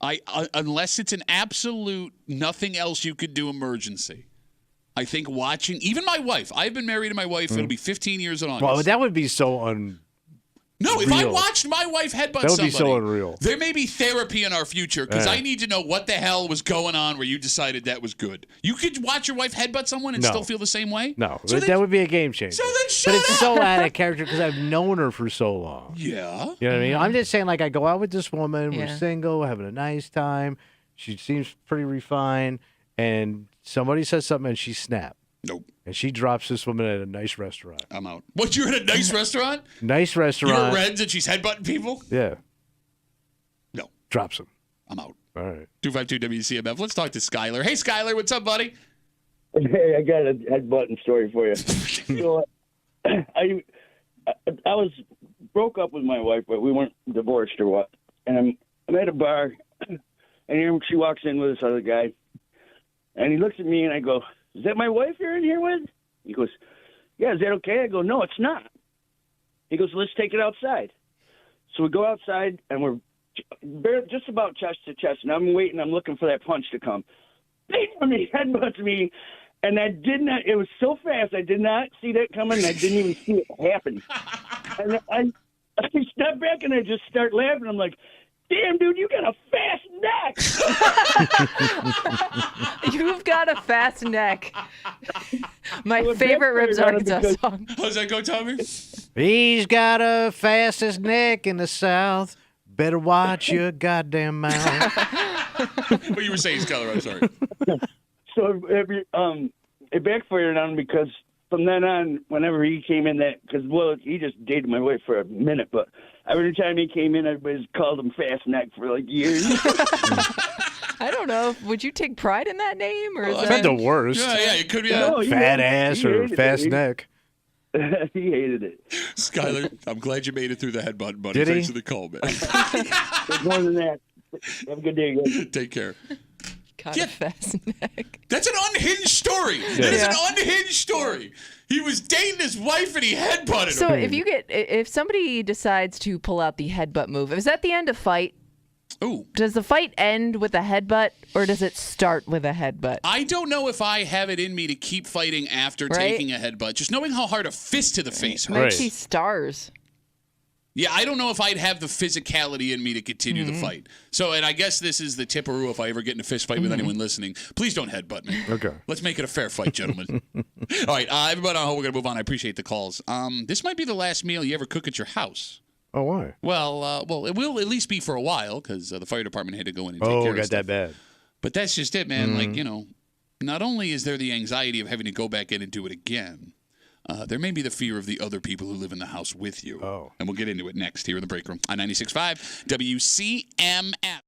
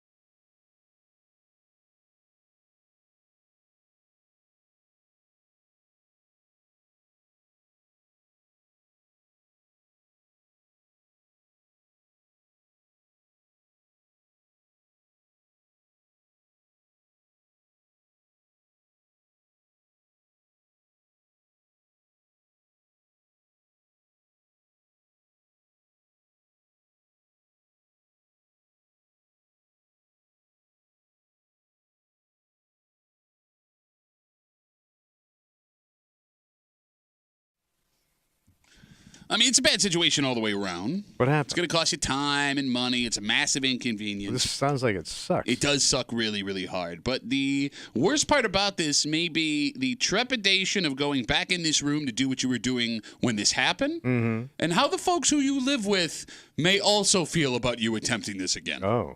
You're hanging out in the break room, Rochester's Classic Rock 96.5, WCMF. Just after 8 o'clock this morning, this marquee Rochester food is celebrating its 40th anniversary this year. 40 years of this food. And what's interesting is, for all the food that we talk about Rochester being famous for, the plate, everything at Wegmans, Frenching, everything. Yeah. Rochester is a big-time sauce town. Sauce? And I'm not talking like pasta sauce. I'm talking these kind of sauces. And, Kimmy, would this be number one in the power ranking of Rochester sauces? I don't know. We'll get into it just after 8 o'clock here in the break room on CMF. Last night, just after 6 p.m., the Gates Fire Department responded to reports of a fire. When they got there, they found a fire in the kitchen of this home. Yeah. Now, they jumped into action. They kept it to just the kitchen. And the good news, no one was hurt. Thank God. The bad news, folks in the house were displaced. The Red Cross is now working with them to find a place for them to stay for a little while. And as much as the money you're going to have to spend sucks, the time with the insurance company, having to live somewhere else for a little while, you can make an argument that the long-term situation here is much worse. Really? Is the last meal whomever started the fire ever cooked the one before they started the fire? Let me try that again.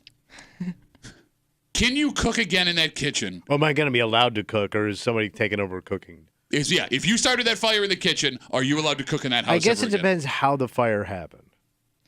Okay. Like, if it was just like something you couldn't avoid, or were you not paying attention? Were you on the phone? Like an appliance malfunction. Right, okay. But were you on the phone not paying attention? You turn around and all of a sudden, you forgot you had something on the stove. Okay, but here's the thing. That's the difference. All right.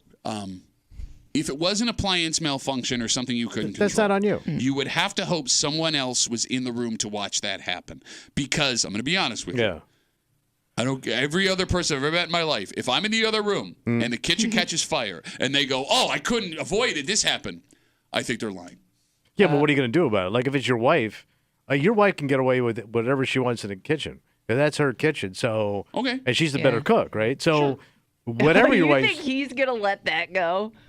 He's gonna have to if he wants to eat.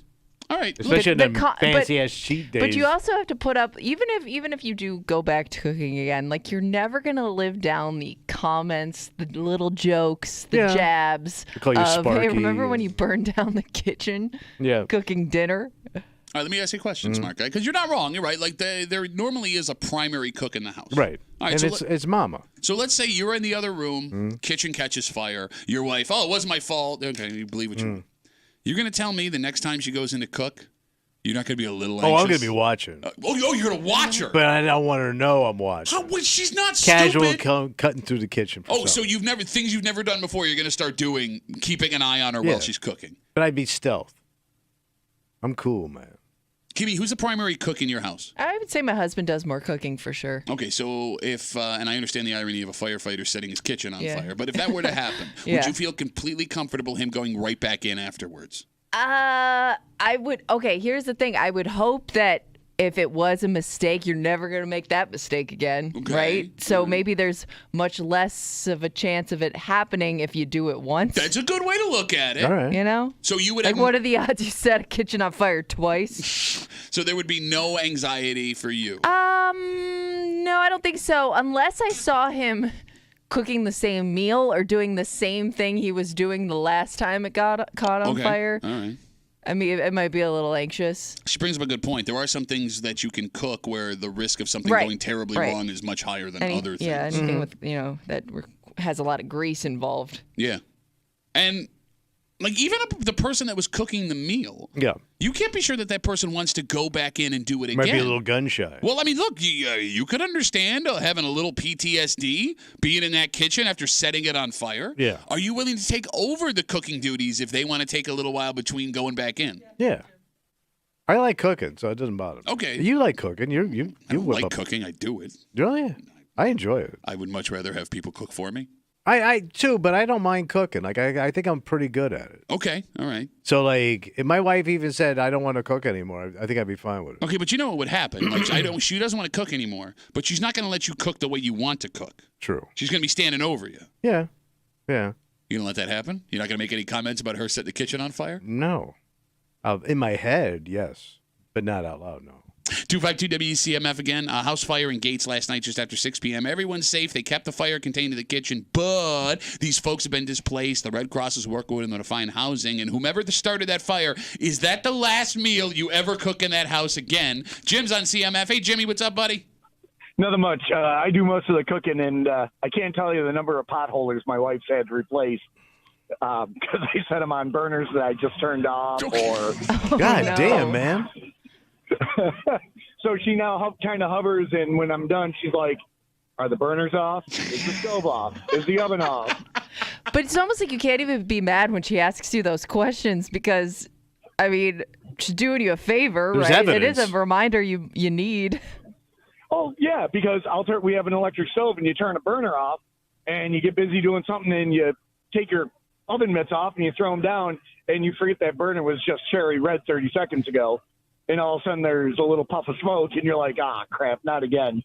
So, Jim, did you have to have a serious sit-down talk with your wife about potholders after the second, third, fourth time it happened? She just shakes her head.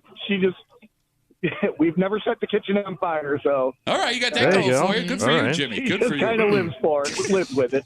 Jim, thanks for the call, buddy. Have a good rest of the day. Kimmy had made the statement, what are the odds you set the kitchen on fire twice? I guess, Dave writes us on Facebook, my dad didn't cook much, but when he did, bad things would happen. There were 3 separate fires in the kitchen just from him cooking. 2, we had to call the fire department. 1, we had to have work done on our kitchen. But my mother always let him keep cooking because he said he liked to do it. I have to assume that fire is started by men more, even though they may do less of the cooking, only because when they do, it's always something like bigger, better. Fried. A lot of oil, a lot of butter. Smoked. Like they're using some weird technique that they read about online.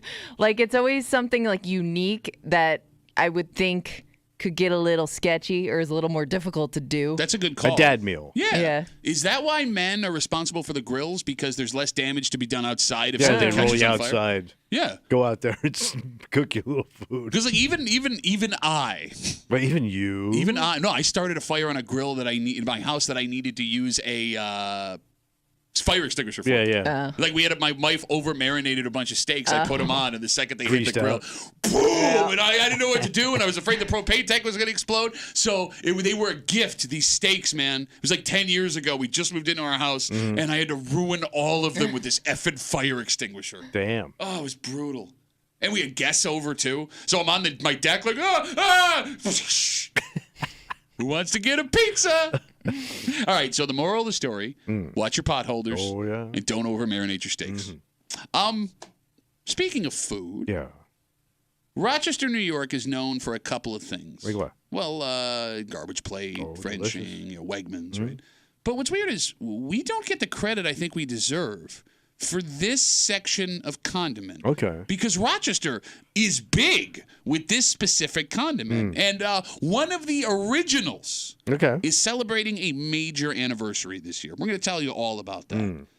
But with all of these that we're known for here in Rochester, regionally and nationally, Kimmy, would this be the number one in the sauce power ranking of Rochester? Is this the only place you can get it? It ain't a place, Kimmy. Okay.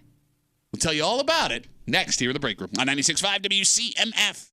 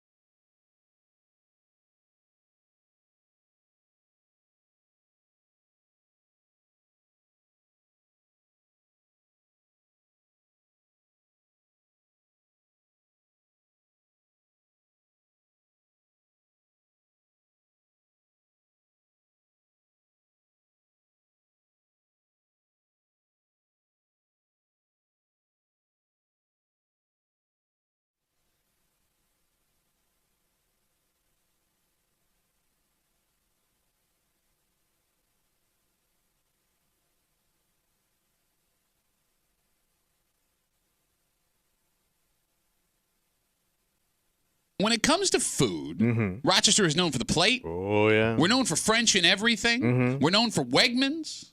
But there's another under-the-radar type of food that Rochester loves to argue about. What's that? Well, although we all have a favorite type of this, we also seem to all eat every one of these at some point over the summer. Oh.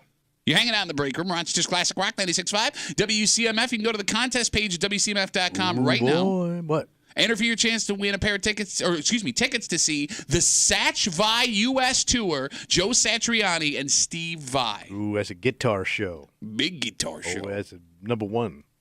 Coming to the Kodak Center April 14th. 2 lucky winners will be randomly selected, and each will receive a 4-pack of tickets to the show. Tickets are on sale right now at Ticketmaster.com. Just after 8:25, 8:30. You ain't a cop. What made you think you'd be able to pull this off? And we'll get to it just after 8:30 here in the break room on CMF. Did you know? What at? This year is the 40th anniversary of Boss Sauce. Oh, really? Really? Forgot about the Boss Sauce. The born and bred Rochester staple. So News 8 did a story this week on the anniversary. They talked to Eddie Harris. He is the owner of the company, and he rarely grants interviews. That was said in the story. Really? You can't get Mr. Boss Sauce for an interview. They got him, though. All right. News 8 pulled some strings, and they got him. So he says the idea for the business goes back to a secret recipe that came from his mother. And he said that they knew if people tried it, they would like it. Yeah. So they had to get it in the hands of customers. Part of that plan was a taste test all those years ago with Wegmans very early on, which sold the folks at Wegmans. And you can get Boss Sauce in over 100 Wegmans locations. And the company and Wegmans credits the success of the brand in part to this link-up that they had together. Oh, really? Like, Boss Sauce may be still a thing because of the connection with Wegmans. Makes sense. You are not a Rochesterian if you don't like Boss Sauce. Well, it is a sweeter sauce, so it's a taste. It's a taste. What does It's that the mean? What most does that polite mean? way I think you can say what you want to say. What are you trying to say, bitch? It's sweet. Yeah, it's Boss Sauce. Right. Yeah. But it's not your traditional sauce. I can't think of another sauce that you can compare it to. Are you saying... I only like it on certain things. Oh, really? Like what? I'm not going to be vulgar. And I don't want her all sticky. What do you put Boss Sauce on? So the first time I ever had it was at a Jewish delicatessen, and it was on mac salad. Yeah. So they made it into the mac salad. That's so good. And it was like, I didn't even know it was there. And I go, man, what is this taste? I've never tasted mac salad like that. Man, it was phenomenal. Kimmy, you a Boss Sauce gal? I do like Boss Sauce, but to Tommy's point, like, there are only a few things that I have it with, so it's not like in my regular rotation. You're also not a Rochesterian if you can actually describe what Boss Sauce You tastes can't. like. Because I can't It's even. There's no other sauce like it. You just have to try it. Yeah. But Boss Sauce is not the only sauce that Rochester is known for. In fact, you could argue that Rochester is a sauce town. And I'm not talking pasta sauce. We're talking about the stuff that goes on your meat. Sauce. Yeah, or gets mixed into your pasta Like your salad. meat sauce. Like you put over your plate. Yeah. So 252-WCMF, 252-9263. What is the power rankings of Rochester sauce? Because Boss Sauce is in there. You brought up the meat stuff. So Tahoe sauce, also a headliner. You can get that at all the grocery stores. Bill Gray's sells their meat sauce in bottles at grocery stores as well. Right. Then you get into the really unique stuff. The hot sauce. No, not the hot sauce. Well, I mean, these are considered hot sauces, but they're not traditional hot sauces. Like what? There are 2 chicken restaurants in this town that sell sauces unlike any other. You got your country sweet sauce. Yeah. Right? Which, for my money, top 3 might be number 1 power ranking of sauces in Rochester. And got your Sales Birdland sauce. Yeah. Which could be the most unique of all the sauces. Yeah. Because describing Boss Sauce, you could at least throw like the sweet in there. I have no idea how to describe Sales Birdland. I just know I love it. Yeah. It's very tasty. And it's yellow. You don't see which is also kind of different. You don't see a lot of yellow sauces. Okay. I don't feel like a Rochesterian because I've never had the Sal's Birdland sauce. It was down the street from your house as a kid. Yeah, I know. I've just never had it. You've never had Sales Birdland? Nope. All right. I'm offended. I'm sorry. Your husband has never got. Your husband loves chicken. Yeah, but I think there's just so many options. That's not one that I ever thought of. I am so mad at you right now. I know. You've had Sales Birdland. Yes. Okay. I've had them all. Thank you. Yeah. Because when you first move here, like I did, everybody pushes it on you. You got to go get a garbage plate. You got to go to Sal's. You got to go here. You got to try that. Yeah. So I ran, and don't forget, at one point I was almost 200 pounds. Big old little fat boy. Oh, I was full of sauce. Tommy, full of sauce. That's how you got the job, from what I hear. You need to go this weekend and have Sales Birdland. Yeah, you should. I'm interested. Or at least when the weather breaks. No, that's more of a winter food. Really? Yeah. Unless sticks to your ribs, baby. Oh. Maybe I've had it on like a menu somewhere and I didn't realize that's what it was. Yeah, you would know. Okay. It changes your life. All right. 252 WCMF 252-9263. The power ranking of Rochester sauces with Boss Sauce celebrating 4 decades in business. So we're talking about sales. We got Country Sweet, the Bill Gray's meat sauce, the Tahoe's meat sauce. Do we count barbecue sauces on this list? Oh, you should. I mean, there's a ton of local barbecue joints. Yeah, but I mean, that being said, Uncle Ralph was the big one. May he rest in peace. So let's talk about Uncle Ralph's magic sauce by the bottle, because they still sell those in Wegmans. Yeah. It's more than a regular barbecue sauce. Yeah. Right? It's got that tang, that little je ne sais quoi. Qui me sais quand? I was Italian. Tang. I thought you'd get that one. Tang. Yeah, I guess it's a tang, but it's more than a tang. Tang. But then, like, if you use Uncle Ralph's magic sauce, which I also think is a top 5 sauce, do we have to include, like, the regular ass barbecue sauces that aren't unique? Well, you also got, like, Dinosaur. Okay. So they got, but that's Syracuse. But I was going to say, I don't know if that's technically I don't think we count Rochester. that. It's off the list. All right. It's out. All right. Can't do that. You can do Sticky Lips. Sticky Lips with big sauce. But, like, I mean, Sticky Lips is delicious. I love Sticky Lips. Mm. Could you differentiate Sticky Lips barbecue sauce from another barbecue I'm sure sauce? there are some people that could. But really, though. Some barbecue connoisseurs. I don't think I could. Okay, me neither. That's just it. I can tell you what Uncle Ralph says. Well, Ralph is very unique. That's what I mean. Mm-hmm. Again. I know. God rest his soul. All right, let me ask you this question. Kimmy? Yeah. If you could only have one Rochester sauce for the rest of your life. Ooh, that's a tough one. Which one would it be? We're wiping out sales already. Maybe Country Sweet. Country Sweet might be So that's up the there. one. Why Country Sweet? I just think it's maybe the one I would use the most with things, especially in the summertime. So you're saying that's the most versatile sauce? Are we counting like meat hot sauce in there? Yeah. We're talking Tahoe's. We're talking Bill Gray's. Okay, so it's between Country Sweet and the meat hot sauce for me. That's all the sauces. Mm-hmm. You named all the kinds of sauces. Just 2. It's either Boss Sauce or Country Sweet or Sales or Tahoe's or Bill Gray's or Uncle Ralph's magic sauce. Any one of those. Tommy, we're going to have one sauce for the rest of your life. I'm going to take Boss because of how we eat. I can put that on a salad. I can use that. I can make a salad dressing out of Boss sauce and eat that.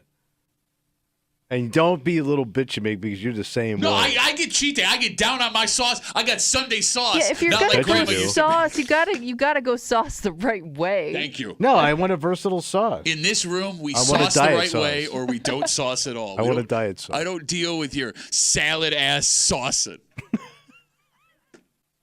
No, I'm with. I go Boss. Okay. I mean, I haven't thought about Boss sauce until you brought it for years. You know, I thought the same thing. I love that stuff. I haven't had Boss sauce in a couple of years, but I'm going to go get a jar of it this week. Because you can start into anything for the summer. I'm with you. But you can make the same argument. I think the most versatile. Kimmy, I have some disappointing news. What's that? They do not make the Uncle Ralph sauce anymore. No, really? Oh, wow. Well, he passed a few years ago. Yeah, I know, but I thought they at least, like, it going. That's according to one person, so maybe it's out there somewhere. But that dude was a headliner in this town. That sauce was so good, you could eat it with just a roll. Yeah. You could dip a roll in that sauce, Uncle Ralph's magic sauce. Oh, that's sad. I'm disappointed. That's a Rochester icon. May you rest in peace. Mm-hmm. But going back to the one sauce you could have for the rest of your life, it's either Boss or Country Sweet. Because you can put Boss sauce or Country Sweet on wings, hot dogs, burgers, any kind of chicken. You can put it on corn. You could smear that stuff on an ear of corn. You can make pizza with it.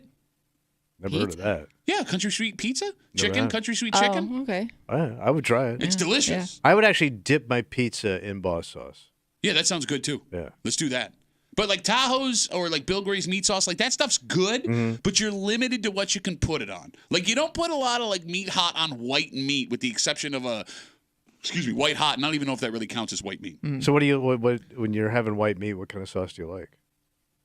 Why? What are you thinking? Well, I mean, you're talking white meat. If I'm talking, well, you could put like Country Sweet on white meat and it tastes good. You could put it on chicken or turkey. Yeah, which is kind of weird. Why is that? I saw this article and I said, you know what? I'm going to get into the sauce game. Get the hell out of here. Wow. So I opened up a little kiosk. Wait, where's the kiosk? It's located in the men's room. Wait, so you have your own sauce for white meat? Yes. What's it called? It's called Uncle Tommy's White Meat Right on Your Face Sauce.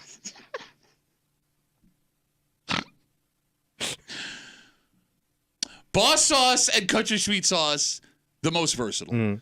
You can't put meat sauce on white meat. Kimmy, have you ever seen like Tahoe sauce on a chicken?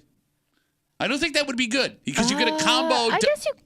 Yeah, but it's already got red meat. But it's weird. You're putting you're meat right, sauce you're right. on. That's too much. But you are putting meat sauce on a hamburger, which is kind of weird too. But it's the same. You're putting meat on top of meat. Yeah. But it's the same kind of meat. Like those meats go together, right? It's a harmony of hamburger. Whereas like hamburger on chicken, But I can do like meat hot sauce on a white hot. That's fine. I can handle that. Okay. I love that. Does Boss Sauce get the Rochester credit it deserves? No, probably not. Because it's a homegrown company, right? And it's not easily displayed even at Wegmans. You have to go looking for it on the sauce aisle. But everybody knows that logo. Oh, yeah. But right? it's usually down on it's a bottom shelf item. Is it a bottom shelf item? I never see it like mid shelf. Well, like, isn't every item for you a bottom shelf item, though? Is Boss Sauce regional, or is it? I don't know. Because it says it's. I've never heard of it until I moved here. Okay. Well, yeah, but that you also moved here 30 years ago when it was only 10 years into being an actual thing. Well, you think it's like worldwide now? I don't know if it's worldwide, but like if I went it's in China. If I went to Pennsylvania. Oh, Pennsylvania maybe, but I would say let's say you went to like Indiana. Would you find Boss Sauce? I don't know, because they do sell it, Kimmy, like Boss Sauce. They sell it in some of those packages where you can send like Zweigels and Abbott's to other people's. The Rochester, packages. So maybe it is just a Rochester product. Yeah, it could be. But that sucks. Like, would it not succeed in other places? Are our taste buds that unique? Because they may also have their own something sauces. similar. Yeah. Okay, I hate when you guys do No, this. but you're right. I mean, Every if you think like region we're has the their only stuff. ones that have invented it. Like mom and pop sauces Yeah. that are regional. Yeah. All right, so we're getting a bunch of people writing us on Instagram, Jeff being one of them, who's yelling for Hertz sauce, Hurtz. Have you guys heard of this? Sounds like a joke. Hertz sauce, don't it? You want some Hertz sauce? I never heard of Hertz Could you sauce. Google Hertz? Is he trying to say Heinz? He doesn't know how to spell. Oh, could be. No, that's not local. It's not a local Rochester Well, he made you sauce. think. He may be a complete Jeff sauce dumbass. Spell it again. Hurtz. By the way, I'm not taking any sauce facts. Are you sure it's not Hertz? Might be. I'm not taking any sauce recommendations from Jeff. What, you don't think Jeff Hey, knows sauces? Jeff. What? Why? What's wrong with Jeff? Most Jeffs you know are dorks. I'll take sauce recommendations. Dorky Jeff sauce. So there's a Hertz sauce. It's one word. Hertz sauce. Hertz sauce. Okay. It's spelled with an E. I don't know if that's what they mean, but it is a. I can't find if it's from Rochester. It says a Rochester favorite. What does it look like? It kind of looks like a barbecue sauce. Okay. All right, but I'll I give that a can't shot. really tell, or like some kind of hot sauce. It says specialty sauce hot. Okay. See, because if we start getting into like the actual hot sauces. Yeah, like your hot sauce. Yeah, we're going to be here for days. I would say, I mean, it looks thicker than a hot sauce. Okay. What you say that like creeped it me looks out. like it looks like the most. If you were to draw up a can of or a bottle of sauce, hot sauce, that's kind of what you would picture. Okay, Yeah. I'm out. You don't like a thick sauce? I'm more of a thinner, runnier sauce kind of guy. Right. You know, going back to the whole Boss Sauce thing, we get on this conversation about the power ranking of Rochester sauces. Boss Sauce celebrating its 40th anniversary here in Rochester. Do kids today, Kimmy, like Boss Sauce the way we did when we were kids? I don't know. I guess it would have you as a parent would have to introduce them to it, right? Are there Boss Sauce families? Because I know there are sales families. We just established this with Kimmy. Yeah. There are Uncle Ralph's families. My dad used to take me to go get that stuff because he loved that stuff all the time. You know, it's amazing that all of these businesses have managed to stay afloat. I know. All these years, right? Because, like, it could tell us that the average Rochesterian has a fridge with 2 or 3 bottles inside, like one of each of these things. You got a sauce rack. Exactly. Does the average Rochesterian have a sauce rack? Does it, Tommy? I have no idea. You Pat. don't know if they I have a don't sauce know if they have rack. a sauce rack. No, because like we had a sauce rack when I was a kid. I think I have a sauce rack now. Okay. Oh, what happened? Didn't pounce soon enough, did you? No, you didn't. Kimmy, do you have a sauce rack? My husband's a big sauce guy. But you have a sauce rack. No, because it's got to be in the fridge. Well, yeah, sauce rack in the fridge. So you have a cold sauce rack. No, that's what I'm talking about, like a shelf in the fridge for all the sauces. Oh, yeah. We That's got what I'm that. asking for. Yeah. I'm not going to let you have this. Facebook messages coming in. You can always get us at WCMF for the Break Room Facebook page. Rick writes us. What's Rick saying about your sauce? Rick says it comes down to Sales or Country Sweet for the two best sauces in Rochester. Both of them taste delicious. Both are just a little bit different than the other one. I think if you combine the two of them, you had the greatest sauce in Rochester history. Right. Too much of a good thing, I'm thinking. Sauce combo. Maybe we should try it. Combined sauces. I'm sorry, go ahead, Kimmy. So I never thought about this, but we did get a message from Sean who says, meat sauce is the best. It goes on everything. Eggs, meats. Hell, I even add it to beans. I've even added it to beans and passed it off as chili in a cook-off when I was in the military. Oh, interesting. Yeah, that is a good one. I've done beans and meat sauce, but on a plate, right? Like you do the beans on a plate sometimes. And meat sauce on eggs is good, but again, the white meat, it crushes it. You can put country sweet on eggs. You can put country sweet in beans. I mean, your sausage, your bacon. All that stuff. Do we consider French sauce as a Rochester sauce? Somebody tweeted French sauce. French's, like mustard? Oh, you mean like the like butter? Like French. The That's just lemon? butter things and garlic like and chicken lemon. French. What else would you put it on? Yeah. I don't know. You would just put it on French stuff. But Wegmans does sell it individually. The sauce? Yeah, they'll sell you Wegmans French sauce because I put it on spaghetti one time thinking I was looking fancy, impressing a girl, and it was the most disgusting thing ever. But if it only had to be on like certain things. That's what I mean. Like you wouldn't put that on a hot dog or a hamburger. But you could French a hot dog and put the sauce on it. You know, French I've a hot seen it dog. on Hot dog artichokes. French? Really good. That doesn't. Wait, you'd have to batter and saute a hot dog. Why does that sound bad? Hot dog French. Ooh. You know what's coming up? Well, we got opening day for Major League Baseball today. The Hot Wings are dog at home French? next week. French dogs. Hot dog French on a stick, You just bro. called it a French. You know what you call it? What? A French poodle. That's not the worst idea you've ever had. Stick around. I can go lower. Wait a minute. That's a not French poodle. French poodle. I love that idea. A batter, deep fried hot dog Frenched. Did we just discover something? Well, it would be like a classier corn dog. Yeah. Yeah. Oh my god. Classy dog. And you dip it on the stick into the French Wow. sauce. Oh There my you god, go. guys! Somebody call Dan Mason, general manager of the Rochester Red We are Wings right going to now. get so fat by mid-season. Mace, if you are listening, text me thumbs up or thumb down. Because they could do that. Can we do the French poodle? Yeah. I love it. Because that would be unique. That would make national headlines. Well, no, because no one else would know what it is. No, Yeah, but nobody knows what but, French but it's a sauce deep fried is. hot dog. You don't think that makes the news? Okay, calm down, old man, on. because now you're starting to go into angry old man that people would eat a deep fried hot dog. It didn't even make the news. You wouldn't even get to eat your invention because I you're would a eat bitch-ass one. bitch. I would eat He one. would sniff it. No, I got my hot dogs this summer. Oh, look at all this oil on this. Oh, it's going to burn my mouth. Oh, you use 9,000 calories in one French Don't poodle. even get me started on the calories, Jesus. All right. Let's take a break. There is a man from outside of the county who is in trouble, according to police, for something he did inside the county. So he did this, he crossed county line. That's kind of what it sounds like. And he's in trouble with the police because, according to them, he was telling folks he was police. Police? And we'll get into the story next here at the Break Room on 96.5 WCMF.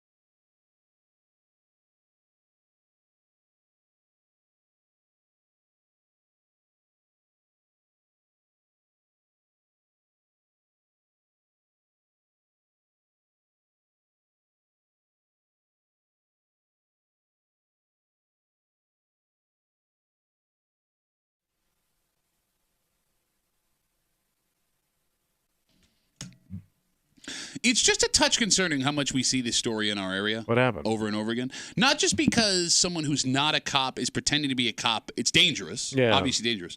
But the amount of people, Tommy, who believe they could pass themselves off as a cop is alarming.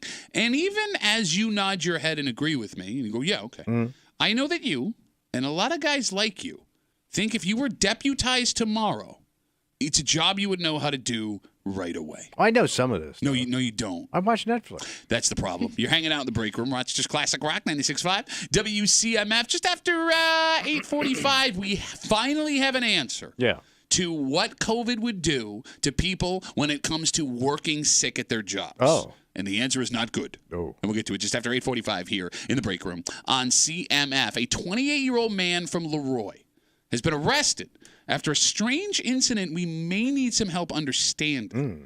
So he's been charged with criminal impersonation of a public servant after police say he wore an East Rochester badge and put on tactical gear. Oh, jeez. Man, he was legit. While serving paperwork for his business. Authorities say at no point was he under the direction of the East Rochester Police Department, but he looked like he was. But he was serving people papers like they do for courts? I guess. For his business? It says for his Man, business. that's confusing. What would his business? I have no idea what his business might be. And if I'm not mistaken, Kimmy, could you Google this? Bounty hunting is illegal in New York State, right? Like you can't be just a bounty. Like I didn't know that.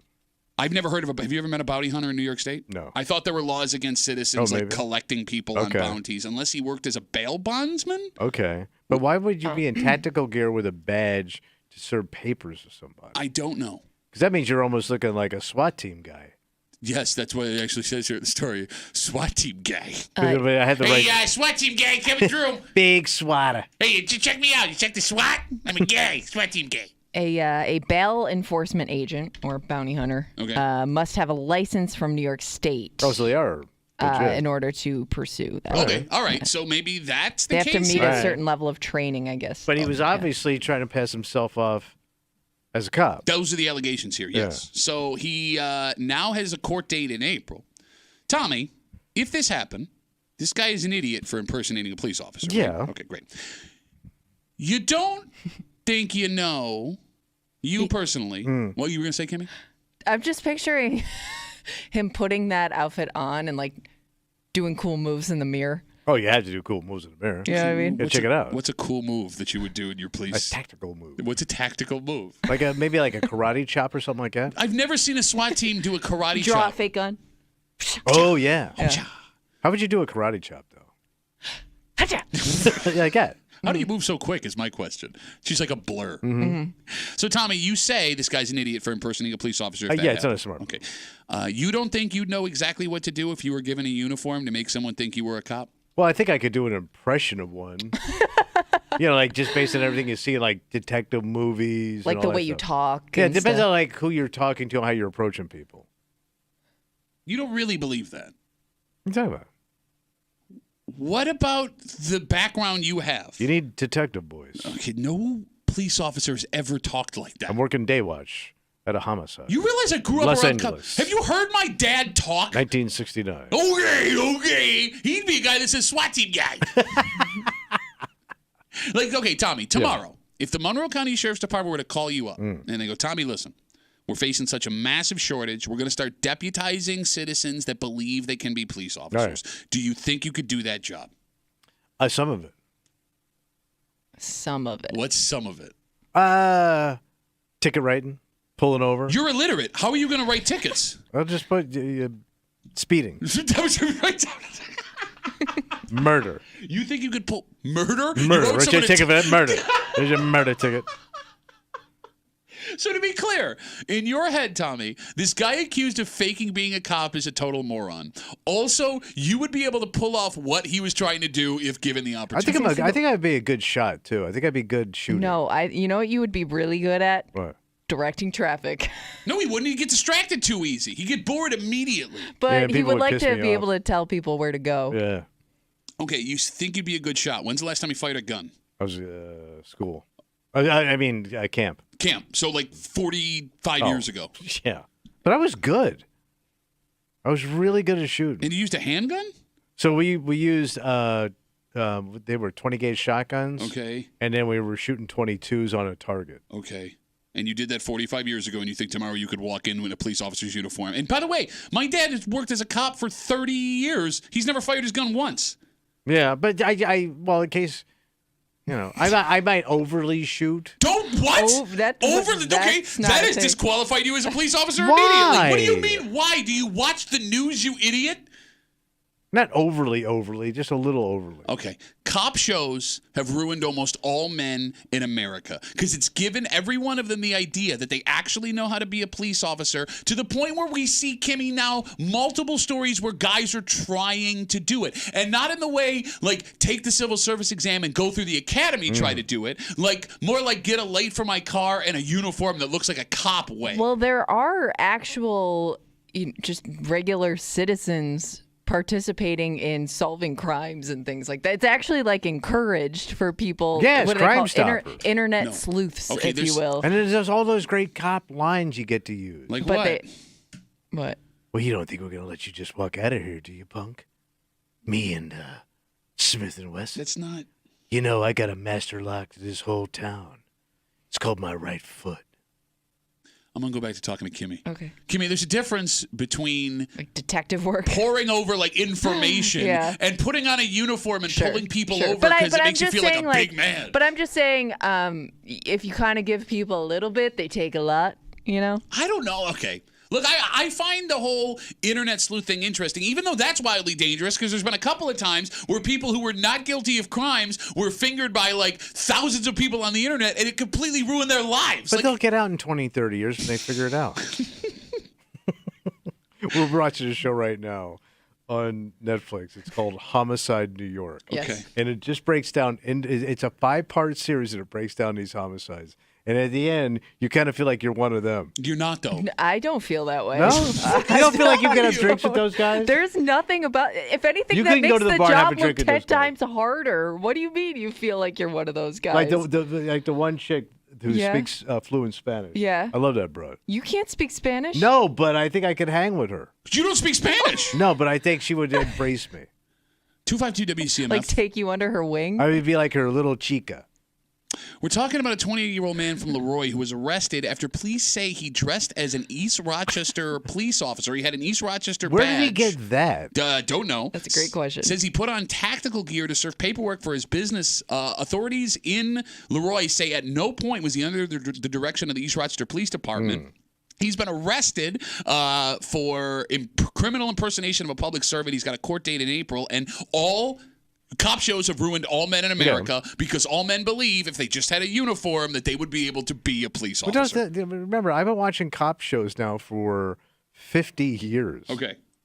So it's just ingrained in my head. Look at me in the face. You ready? I am looking at you in the face right now. What you see on cop shows is not what cops do. They're all based on real stories. No, they're not. They say these are crimes that could have possibly happened. And then you... Don't know that. No, but like...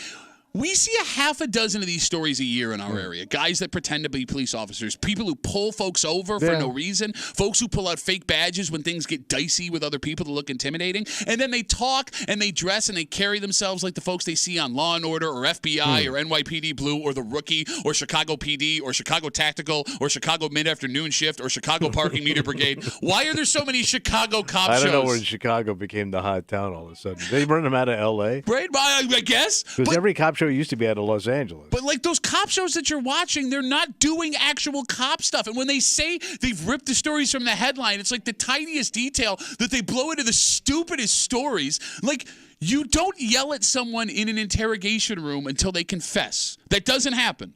There isn't some secret piece of evidence that you stumble upon with 5 minutes left to go in the show. Yeah, but I know how to interrogate now. How do you interrogate? So I talk to you, right? Uh-huh. And then I bring in the Pepsi. I put it over here. Said, yeah, I got your Pepsi right here. Just got a few more questions for you first, and you can enjoy your delicious Pepsi. Then you spill your beans. Then I give you the Pepsi. Going back to the story that happened in Leroy. Yeah. Wouldn't you love to know how this guy walked in and started talking if he was actually pretending to be a police officer? Because when he left, if the allegations are true, he thought he nailed it. Okay, right? yeah. But there was enough doubt where the person who he dealt with called the actual cops, right? Things just weren't matching up. Yes, apparently they were not fooled enough. And it's bad he's been arrested. Like, that's bad for you as a person. And it's rough that he's got a court date and potential punishment coming up. But that's not the worst part of this story. What is? If he was arrested, and it says he was here in the story, it means that there were cops that he actually had to deal with. Oh, yeah. That were questioning him about what happened. How do you explain to the cops what you were doing dressed up like a cop if the allegations are true? Because you would have to feel like such a freaking idiot. Yeah. You should feel like an idiot, but maybe guys who do this don't. How? I don't know. Well, I just think like you're approaching it in a different way than most people would. So I don't know what goes through your mind. How you thought it was a great it. idea to dress up like a cop as an adult to begin with. So you are not working with a normal brain. Okay, but it's one thing to like. I'm sorry. Go ahead. No, I'm just thinking if the whole outfit didn't match up, those other cops have got to be laughing their asses off. Like if you had that tactical gear on, the badge, but you were wearing Crocs.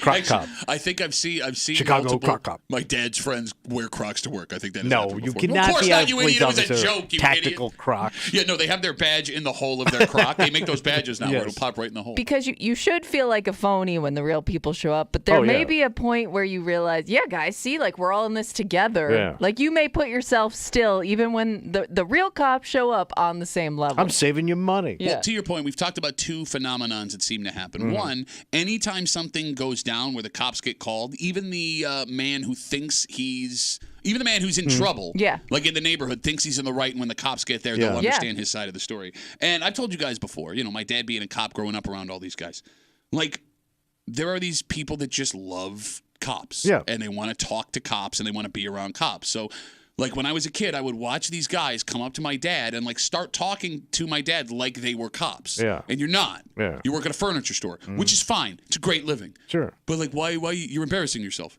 And like as soon as you walk away, my dad's going to make fun of you. Like he's just being polite to you right now. Yeah. What are you doing? How do you not realize what a moron you look like? It's a guy thing. There's a subculture of guys that just fall into that. I'm looking at one of them. What are you talking about? What do you mean? Everything you just said. Because you think you're the police chief of your neighborhood. You really do. I do keep an eye on things. Shut up. Thank God your wife does not let you have a gun. I know. Well, no. I know. I know. That was the appropriate response. And Kimmy, I'm sure this is something your husband gets now being a firefighter. Oh, yeah, for sure. I think there are people that like will drive to whatever's happening at the time in Rochester just to like be around it. You know what I mean? Like they're not even involved, but they want to be there to see it and capture it and talk about it. And like that's the other funny part of this whole like wanting authority thing, because I guess on the most basic human level, I understand the idea of wanting people to think that you're a big shot and seeing a police officer or a firefighter as a big shot. Respect. Fine. Yeah, sure, fine. But like if you actually wanted that respect, I understand that going through the police academy is a tough thing and maybe you can't cut it. But you can volunteer as a firefighter. Oh, yeah. In fact, That's true. They desperately need people right now to volunteer as firefighters. You could be a volunteer EMT. You're going to see everything. Why don't you go do that? Because at least you get a uniform out of it. Be a security guard. You can do that at any age. Yeah, but that's not like the same kind. Well, you get a uniform, you get that fancy flashlight. Yeah, but no and a clipboard. teenager is going to respect security guard. You don't respect security guard. Okay. There was a question that we asked a couple of times. The big question being, when COVID happened, how is it going to change us forever? Yeah. Because there are some events that are so monumental that we all go through together that life is just different afterwards. Yeah, it changes America. We thought that after the way we dealt with people going to work and sickness and how people were staying home for a week, that would change us forever. The way we looked at working and sick. And it looks like we finally have an answer to that question that we asked 3-4 years ago. And we were so wrong. So wrong. Really? We'll get into the story next here in the break room on 96.5 WCMF.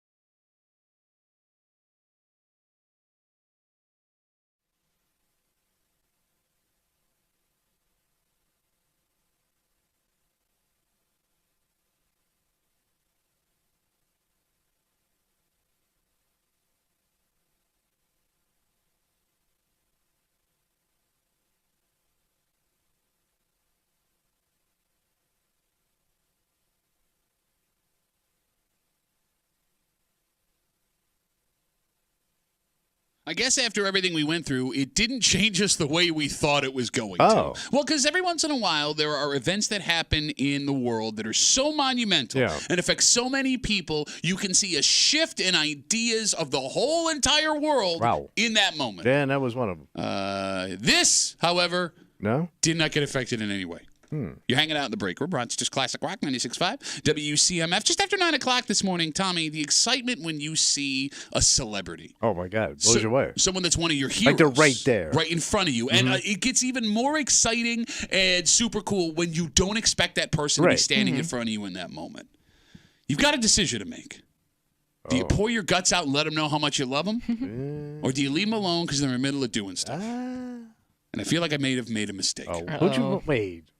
Who'd you see? We'll get into it just after 9 o'clock here in the break room on CMF. We have a study in front of us that says the average American currently spends over 2 weeks a year working sick.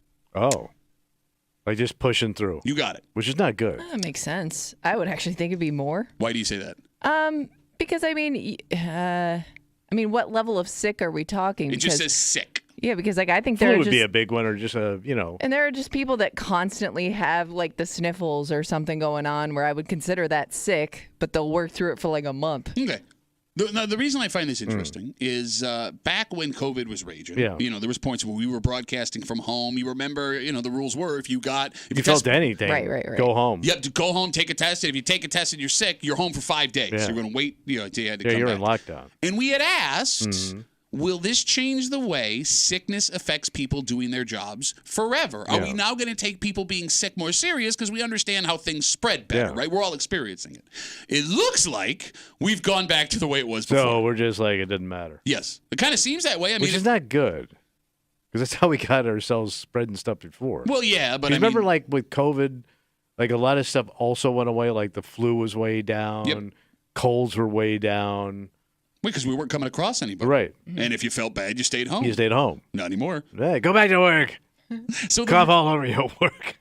The reasons people give, though, for working sick are a little bit funny. All right. The majority of people said they would rather work through a sickness than take a sick day, which is what sick days are for. Right. It's a paid day to be sick. Are we worried that eventually we'll be sicker and we will really need that sick day? Or you're going to lose your job. It's got to be loss of job. So, I mean, it just says not wanting to burn a sick day. Right. Yeah. I think I'm with you on maybe it could get worse, and I want to save them in case something really bad happens where I literally cannot work. Okay, but that's what keeps some people out of work, is to the point where they literally cannot get out of bed that day. Your paid death days? Yeah. Well, there are people that if they could would work through dying. All right. Right? But if you've done that multiple times where it's like, I will be sicker, and you never end up burning that day, at what point do you just go, all right, I'm taking the day? Because we don't get them. They don't build up for us. We either use it or lose it. Yeah. And nobody in this business ever gets to the point where they're out of sick days. No. Right? Because there's a lot of pressure to come in and work. Now, you brought up the whole afraid of losing their job. Right. That's actually kind of the second most common reason. It comes down to shame. Folks are worried that their coworkers will look at them as lazy or being a wuss. Yes, if they don't come in and work sick. Little sissy boy. I think I'm more afraid of not even disappointing the judgment from my coworkers than I am of losing my job. Like, I don't think that I would take off enough days to lose my job. It's more of we also freak out when you're not here. What I'm gonna have to deal with when I get back. Yeah. But, and it's also putting pressure. You feel like you're putting pressure on your coworkers. Yeah. But I mean, if there's one person that's missed the most time in this room, who is it? Kimmy. Is it me? Really? Well, I mean, you had shingles that time. Yeah. Yeah, you got a lot of old people issues. I mean, I missed like a few days for shingles. Yeah. Didn't you have like hip replacement or something? What might be the most surprising part of this study? What's that? Again, the average American spends... You were just out a week. I was still doing this. I was trying not to get you sick. Just you had saying. a hip replacement? I'm gonna need one. No, I mean, but I can't do my job from home. It was a joke. Calm down. I'm just saying, Calm down. maybe give it a few weeks in between before you start to call out somebody else for being sick. Look, you don't get all uppity because you're gonna get shingles again because it can flare up when you get angry. It does. Again, the average American. Sorry, I can feel it coming. The average American spends just over 2 weeks, 2 weeks a year working sick. What might be the most surprising part of this? We are far more likely to skip out on our friends than we are on work when we're sick. So you blow off a friend, but you don't blow off work. You got it. The average person, according to this study, misses 17 social events a year because they're not feeling well. So something that we want to do, something that we'll have fun with, sick will put that on the back burner. Something that's an obligation that comes with built-in sick days for most people, that will force ourselves to go to. It is amazing. But that's how we're conditioned to work. But to Kimmy's point, like, we don't want to let down our coworkers, but we don't mind letting down our friends. But do you think you're skipping out on the friend thing for a different reason? Like, I would skip out on a friend activity because I don't want to get anybody sick. Okay.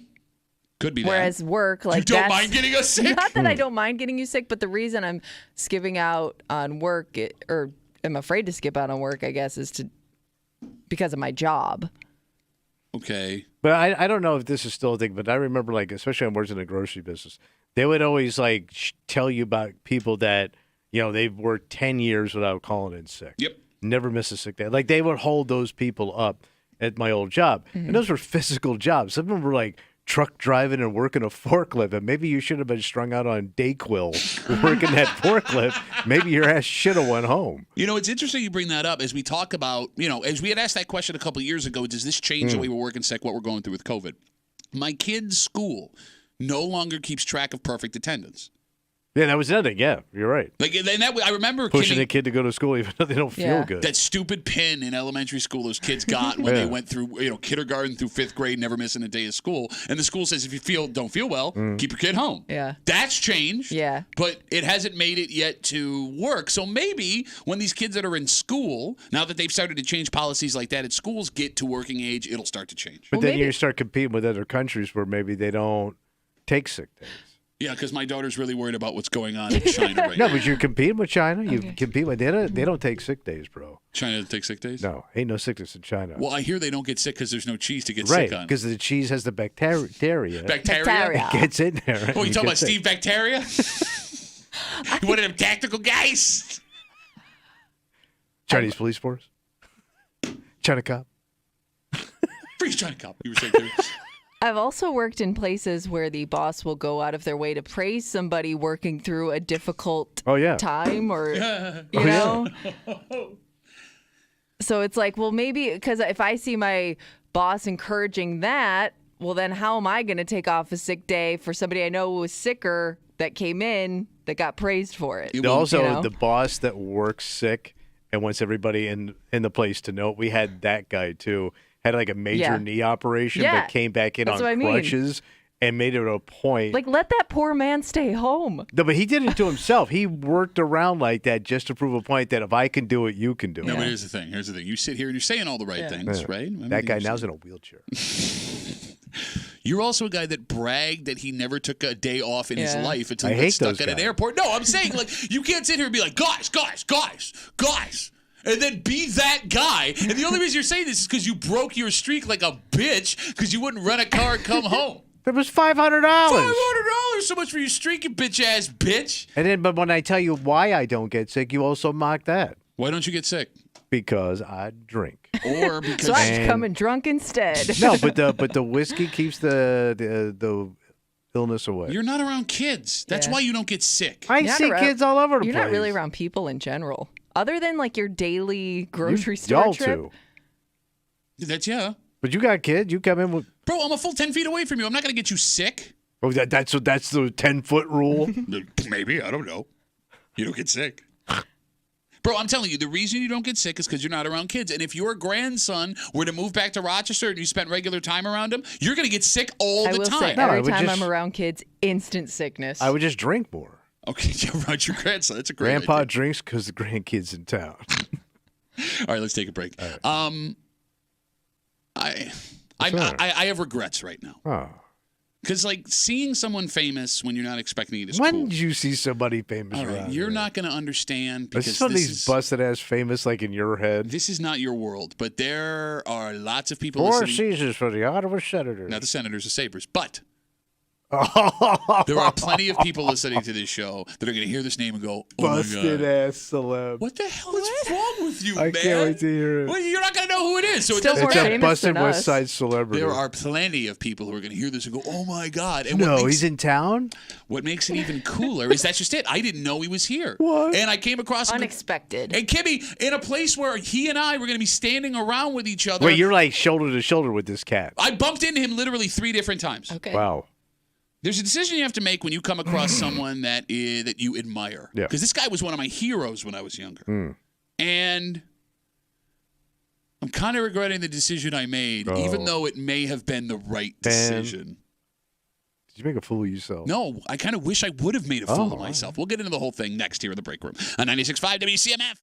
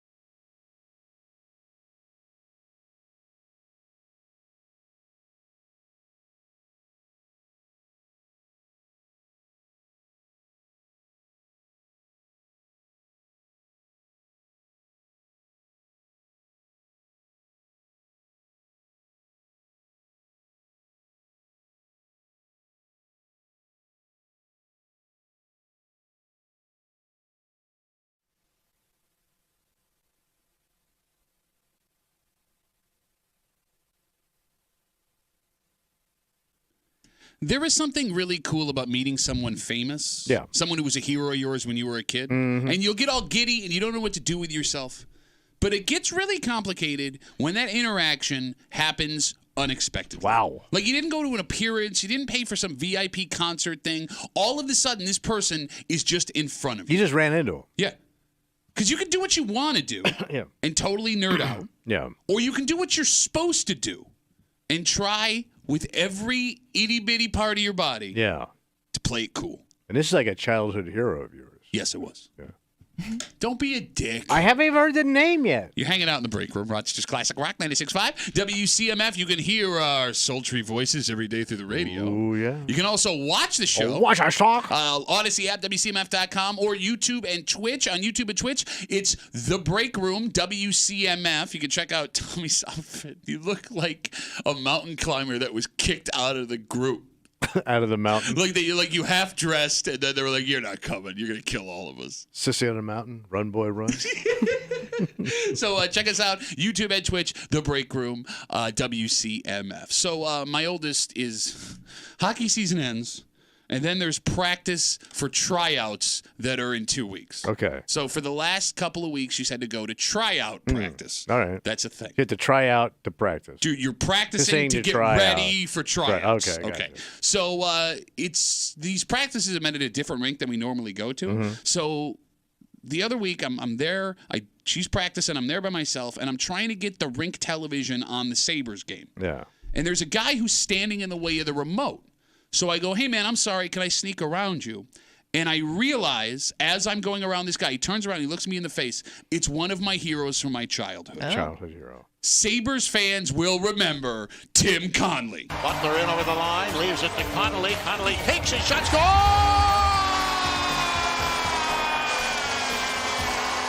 Wait, you ran into TC. I'm surprised you recognized him. He looks exactly the same. He looks Really? just like the statue they have in front of the arena. I just think Where he scores! But like between aging and just time and place, like somebody you're not expecting to see, like it's amazing that you immediately knew The that second I was him. saw his All right, face, so who's he Tim looked Conley? exactly the same. All right, All right. Tim Conley played for the Sabres in the mid-2000s. He was part of that monster 05-06 Eastern Conference Finals. Wait, did he team. go to the Stanley Cup? No, well, that team didn't make the cup. They made the Eastern Conference Finals. Okay, I'm not It's a series besmirching. before you, dick. So All right, so he was with some of the good years. he was a magician with the puck. It was like the puck was on a string when he carried the puck. And I loved Tim Conley.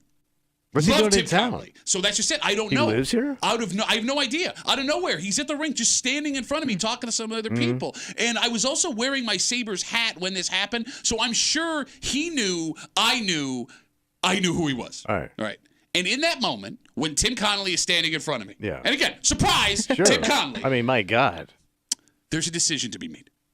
I want to say, "Hey, Tim Connolly, you're so great in that goal against the Sens in the 06 playoff where you embarrassed Daniel Alfredson to win it, and it's still one of my favorite moments of all time." That's what I wanted to say. Yeah. But that comes on a little strong, right? Yeah. Okay. So I decided to play it cool. And it looked like he might have been there with his family. I'm guessing his kid was getting off the ice as my daughter was getting on the ice. Yeah. So I acted like I didn't know who he was, Yeah. and I was just being polite. And the entire time I was doing that, it was killing me. Crushing you. It was killing me. He's right there, Tommy. It's Tim Conley. I think you did the right thing on the wrong celebrity. What do you mean? Well, I don't think a guy of this level probably gets too much recognition. No, I this would think town? you get more recognition on that level. You I know have what been I mean? in this town for 30 years. I have known you, who is an avid Sabres fanatic. Yes, yes. I knew Weeze, who was also an avid. Well, you knew Sabres. Brother Weeze? Yes. Wow. Remember when you had a career? He's the Tim Conley of morning radio. So I'm saying I've never heard you ever mention this guy. Yes, so because like, I'm not going to talk about. You want to have Why a nice would deep he? discussion Yeah. about the 05-06 Eastern no, Conference but he Finals would run? probably appreciate. I don't think he gets recognized much for his celebrity status. So I think he might. That guy, you might have hurt his feelings by not recognizing. We him. are obsessed with celebrity in this town. Every level of celebrity. You know this guy. I mean, not really. I'm not super familiar. Like I said, I would You not do recognize him. hockey. You're Mrs. Hockey on television. Okay. That's her new sitcom, Mrs. Mrs. Hockey on television. Is she was not the like most recognizable female 13. athlete and celebrity on hockey TV? Anyways, I think like we will obsess over people from like local TV here to anybody that shows up. I've watched Mike Catalana get stopped at Wegmans. That's what I mean. Mike Catalana, and you got to ask yourself, why are you wasting your time? But if those guys are getting stopped constantly from people that want to talk about what they do and what they saw them do, and I watch you on TV, I can't imagine what it's like when you run into somebody unexpectedly that that is on like a whole other level. The guy played the show for like 10 years. I mean, and what made it even harder, right? Yeah, Sabres, I loved him. I loved him as a kid. Tim Connolly standing right in front of me at this rink. I did not know he was going to be there. His family's there. I don't want to bother him. But you could have just said, hey, man, big fan, shook his hand and moved on. No, because I know I can't What if it wasn't Tim Connolly? It was 100% Tim Connolly. I don't know who that guy is. Without question, Tim Connolly. It's just a regular-ass middle-aged white guy. You're a regular-ass, older-age white guy. Yeah. This is Tim freaking Connolly. Tommy, I kept bumping into him by accident for like the next 20 minutes, like literally bumping into him. And I come around a corner and he's right in my face. And I go to the bathroom and he's coming out while I'm going in. And it's almost like Was God that saying, one of your fantasies?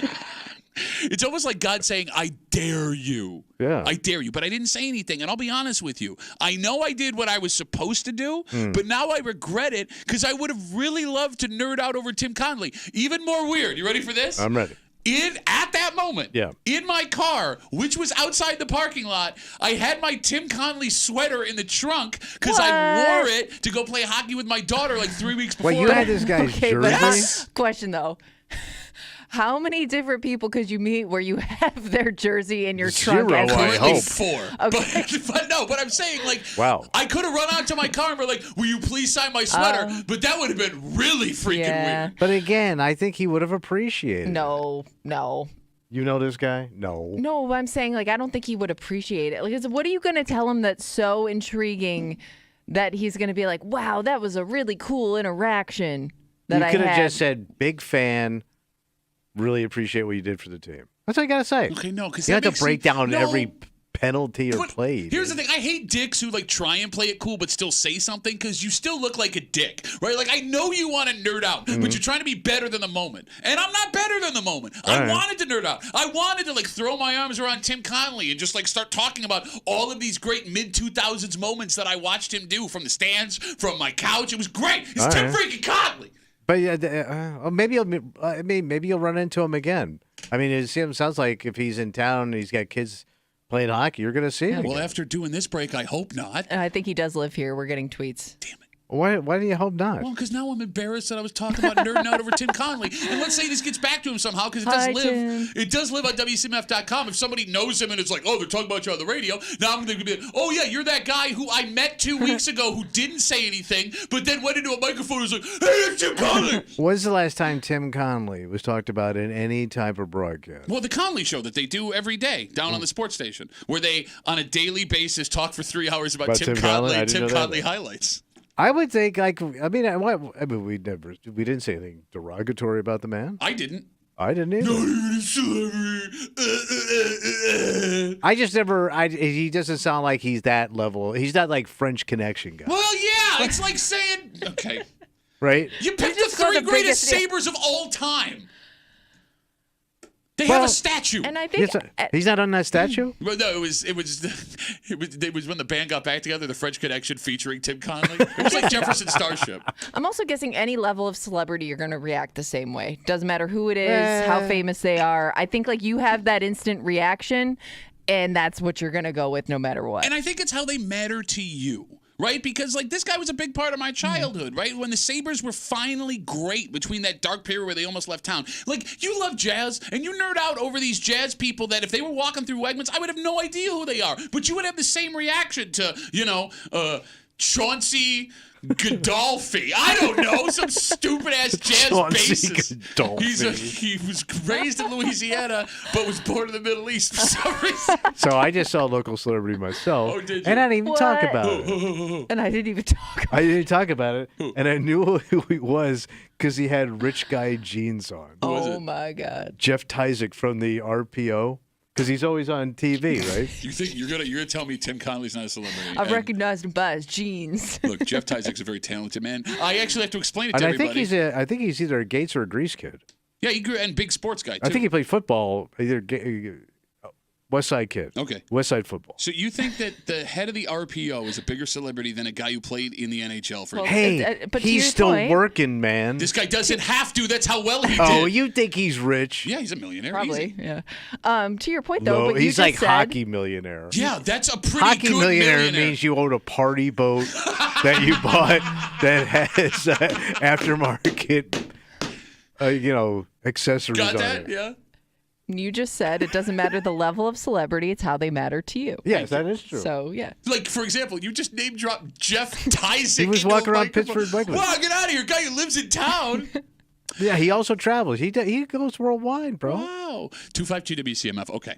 Right. Last week, taking my daughter to hockey practice. I'm there by myself at this rink we're not normally at. I go to get the remote to turn on the Sabres game. Former Buffalo Sabre Tim Conley is there. I didn't expect it to be there. I love Tim Conley. I have his sweater in my car at that moment because I was wearing it to play hockey. You have a Chris Conley sweater. Tim Conley. And I didn't say anything. I wanted to hug him and be like, I love you so much. And I didn't say anything. I was trying to play it cool. And now I regret it. I feel like an idiot because I maybe should have said something. But past Tim Conley and Jeff Tyzik and all the other major celebrities that we see on a regular basis. Is it better to play it cool or fan out when you meet someone like that? Whether it's someone famous, whether it's a hero of yours, whatever gets you excited. Because there are times, Tommy, where in hotels, in airports, totally random spots, you will accidentally bump into someone like this. Yeah. The logical thing to do is go about your business. Mm-hmm. But do you think there is an excitement on their part if you do freak out and start having this reaction? Well, I mean, they know how to handle it better than you because they get this all the time, right? I don't know. Well, they're celebrities, so they're out and about. I'm saying they've done this more than you have as running into a celebrity once in a while. Okay. All right. All right. So they're the professional here. Okay. So they'll know how to handle it either way. So what you don't want to do is embarrass your children or your wife. Oh, Stella was on the ice, and I don't really care about that. Because my parents were super over-the-top, obnoxious people when they saw celebrities. Really? Mm-hmm. Oh, yeah. Like they would mic check Jeff Tyzik? Oh, yeah. It is rich guy jeans. Yes. Can you give me an example? When my mother ran Joe Namath out of my sister's store.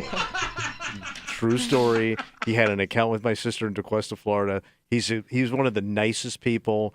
My mother bothered him so much, he graciously did what she asked, and then went home and canceled his account with my sister. No. It was the biggest account their little grocery store had. Oh, that sucks. Yeah. Yeah. Yeah. And don't forget, when you live in South Florida, there's like a million golfers. Mm-hmm. So my dad loved this golfer named Mark Calcavecchio. Never heard of this guy.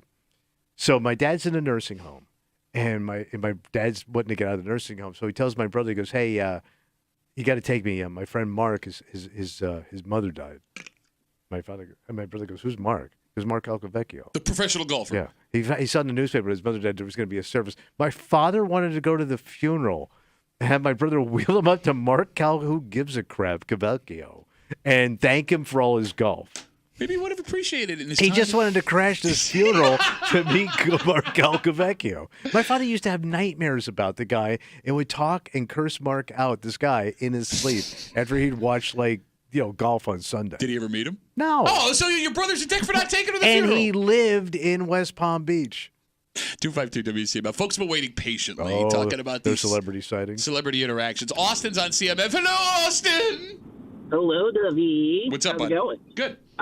So I have this funny story where I called a World Series championship pitcher from the Big Red Machine, Pedro Borbon. Okay. I know Tommy might remember him because it was before your, mine, and Kimmy's time. So I knew his daughter when she and her husband were down in Tacoma, Washington, playing AAA baseball. So I was giving her a call because I was good friends with her. And I accidentally called Pedro Borbon. And it was kind of awkward for me, not going to lie. Okay, so what did you do there, Austin? I said, I'm sorry. I was trying to reach your daughter, and I hung up because I was freaking out. Okay. All right. But you kind of had a connection to the guy. Right. I mean, you knew his kid. Kinda. Yeah, kinda. Plus, his grandson was also playing baseball for the opposite team, so it was kind of awkward for me, I guess. I don't know. I've had many celebrity experiences, and that's the one that's. Oh, have you? Have you had many? He's had so many celebrity experiences. But that's the one you go with? Was the fourth member of the pitching staff for the Big Red Machine. The guy nobody remembers. Hold on. I worked at a Starbucks cafe at an airport. I served Malcolmore. I've served Marshawn Lynch.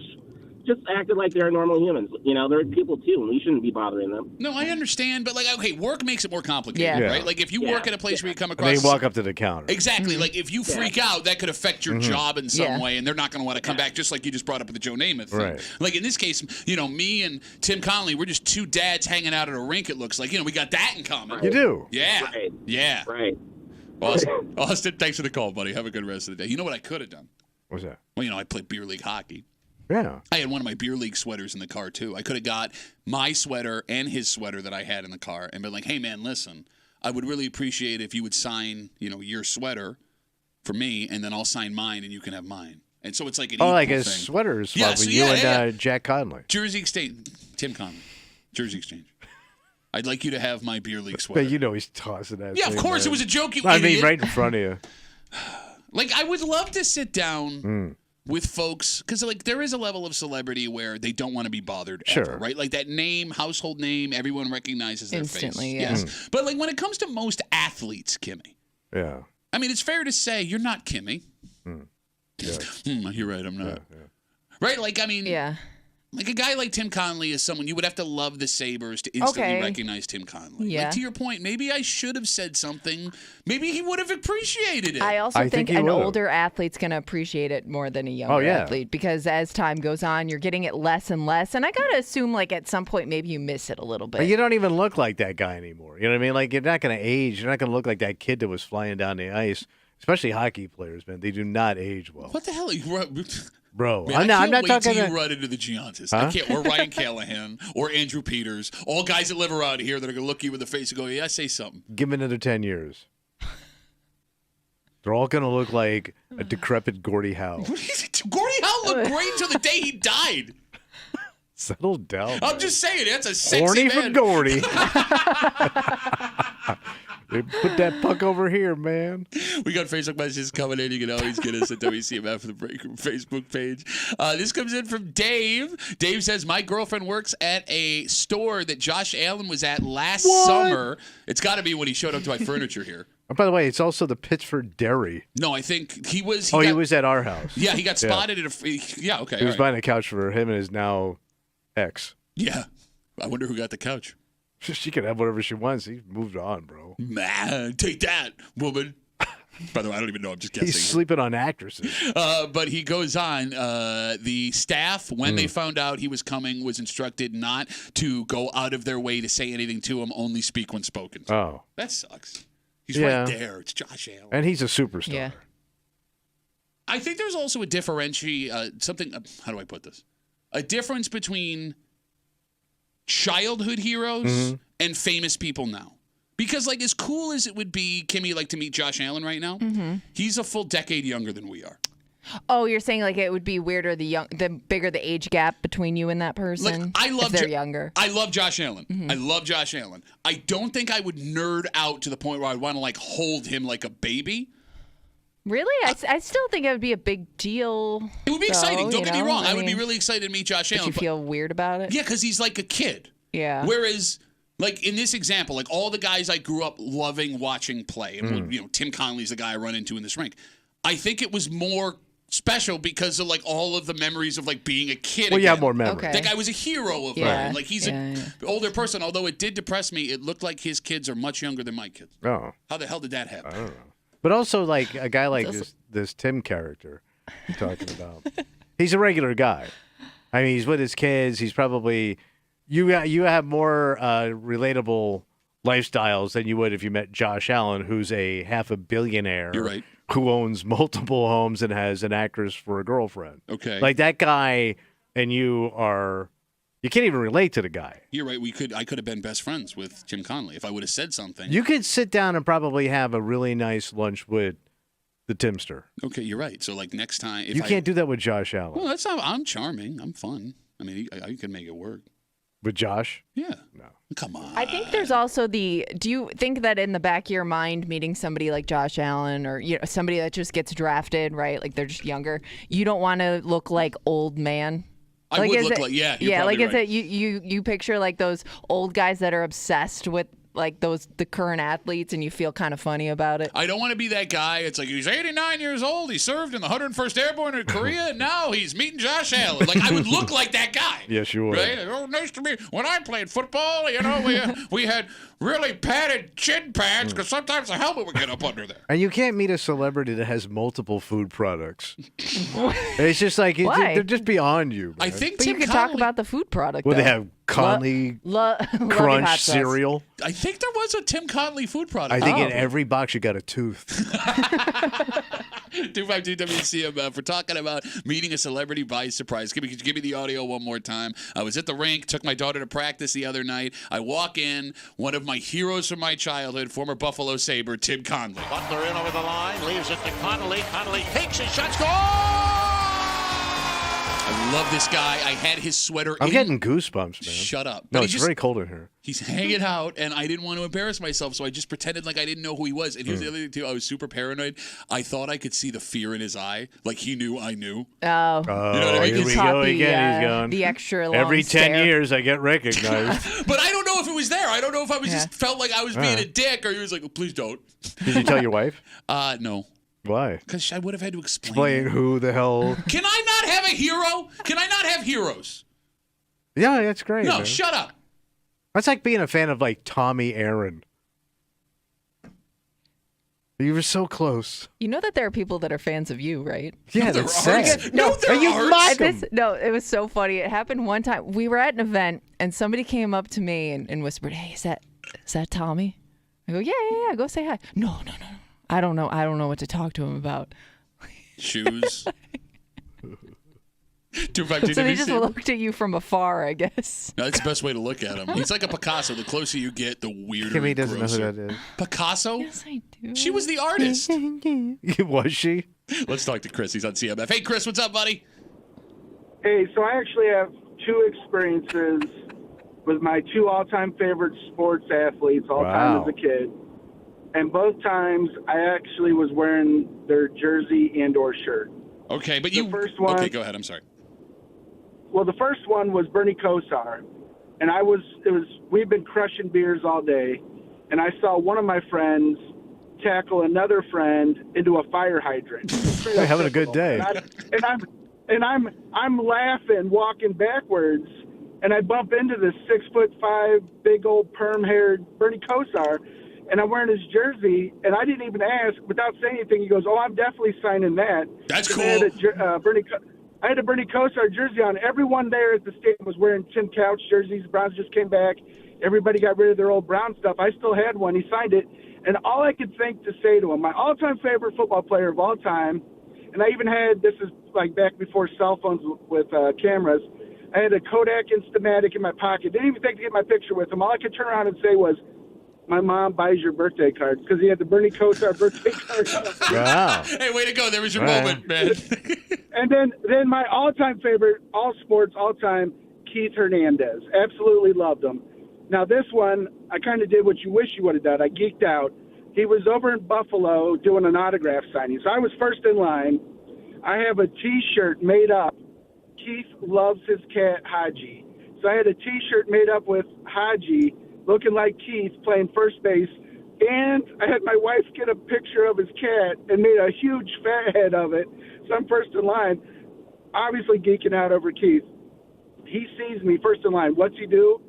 He breaks out his camera and he goes, "That is the greatest thing I've ever seen." He's like, "I want to get a picture." I was like, "Well, Keith, I was going to give you the fat head." So I gave him the fat head. But to me, I instantly became that 10-year-old little kid getting to meet Keith for the first time. And I was excited to see how excited he was because I had the T-shirt and the fat head of his cat. And I think I think you nailed it. Hey, Chris, thanks for the call, but I appreciate it. I think that's what it is. What's that? It's not so much meeting that guy or gal or whoever. It's getting the emotions, again, of being a kid. Okay. Because you don't get that anymore. What do you get excited about as an adult, really? Alcohol. I get excited about what my kids do, Yeah, which is great. you live through your children. Yeah, but Or maybe your wife's accomplishments or something like that. Probably. But once you meet Keith Hernandez. No, but that's probably, you wouldn't want to meet Keith Hernandez. But you know what? When I think of Keith Hernandez, I don't think of him as a pirate or a Met. What do you think of him as? Seinfeld and gray hair. He's no play for Mr. Gray, right? Yes, he is. That's what I think of. All right, everybody on hold. We're going to move on. I appreciate the calls. It's Thursday. You know what that means? It's bitch time. Yep, Bitch Voice Theater. Yep, that's coming Round at you. 2, buddy. Sit tight there. And look, bomb threat is not good. Put that down. Write that That's down. right, yes. Yeah, okay. But Kimmy, with this bomb threat that showed up in our area yesterday, there was one specific thing that surprised you about the story you saw. Yeah. The do you want me to say it? Sure. The age of the person involved. Apparently, Kimmy believes there is an age bracket for bomb threats. Yeah. Okay, Well, to take it to this point, I wasn't expecting this age to show up. We'll tell you the story next to the break room on CMF.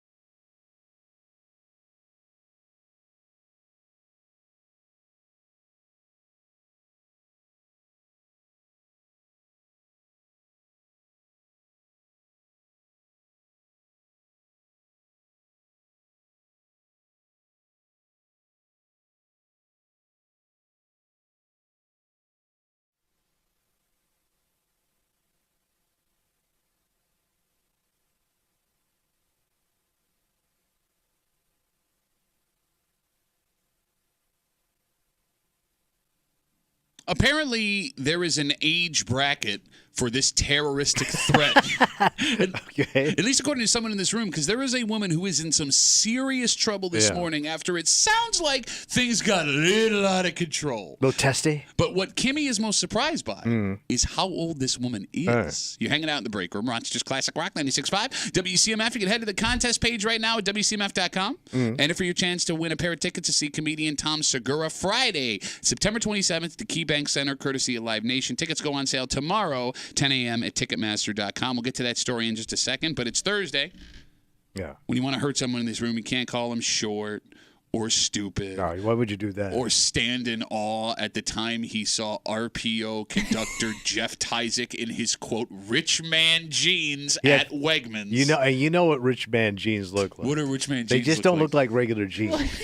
There's some kind of spice to them. They're just like a jeans with spice. Yeah, they got a little pop. You know what I mean, though. They got a little denim pop to them. Spicy jeans. Spicy jeans. Jeff Tyzik in his spicy jeans. But you know, like a rich guy outfit. Yeah, no, I get it. Spicy jeans. Like it all was tailored. Okay, calm down. How much were you checking out Jeff Tyzik? I was right behind him. Man, he's going to use that little white stick to, like, beat you off and not in the way that you're looking for. You got to really hurt someone. Something along the lines of... That's not what you meant to say. Oh, I'm Pat Duffy. I want to dress up like I'm a work-from-home stepdad. Why am I a stepdad? Why can't I just be a dad? You're a stepdad in this particular instance, and you're a little bitch. You're the stepdad. Yeah. So I know. Okay. We take all your bitch voices, we wrote it back. We call Bitch Voice Theater. It happens now on CMF. The Break Room now presents Bitch Voice Theater, starring Thomas Muley and accompanied by Patrick Duffy. Oh, I'm Pat Duffy. I look like I'm running a small boat out for an eclipse tour, but I don't know how to work a boat, so you're gonna die during the eclipse. It took a dark turn. Well, you're a lousy skipper because you're a non-skippering little bitch. Oh, I know. That's where I draw the line. Kimmy's husband's a firefighter. No, and but I'm there's gonna see him. probably- And I can do any job that I don't know somebody because they're gonna call me out, and I'm a scared ass bitch. I was in the Caribbean. I'm working for the Caribbean. Check me out. I'm on a boat with a pineapple. It's not like a real stove. It's called a convection thing. Ooh! But I never touch it. I'm scared. Oh, my Dios, tell me I realize I made a terrible mistake, but I don't want to say it out loud, so I just criticize because I'm a scared ass little bitch. Well, I don't live in wildlife country.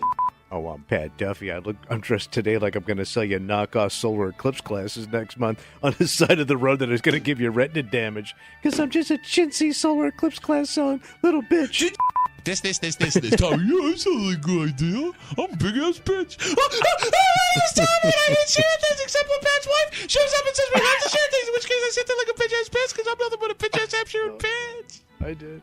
And that concludes another rendition of Bitch Voice Theater. A woman from Dansville has been arrested, and she is facing felony charges after police say she threatened to blow up the Livingston County Animal Control Building. Okay. Specifically the dog control building. On top of the bomb threat, authorities say she also threatened to physically hurt the staff. Well, wouldn't that all kind of tie in with the bombing? I don't know, man. I guess you could bomb the place when nobody's there. They don't want to beat your ass. I'm going to bomb you, then I'm going to punch you. Yeah. Police say that she was arrested, and because of the nature of the threats, she did not qualify for bail. So it sounds like she's still locked up. Yeah. You would have to imagine that something happened with one of her pets. I hope. Okay, she's really bad at dog control.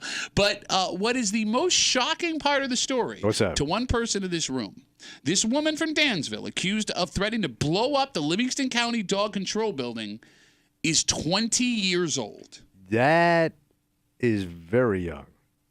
For a young female, I'm shocked. Not even of drinking age yet. Right. You can't buy a beer, but I'll blow up your dog facility. Kimmy, why are you so surprised by the age? I think the age surprised me because this was it's the way they went about the threat.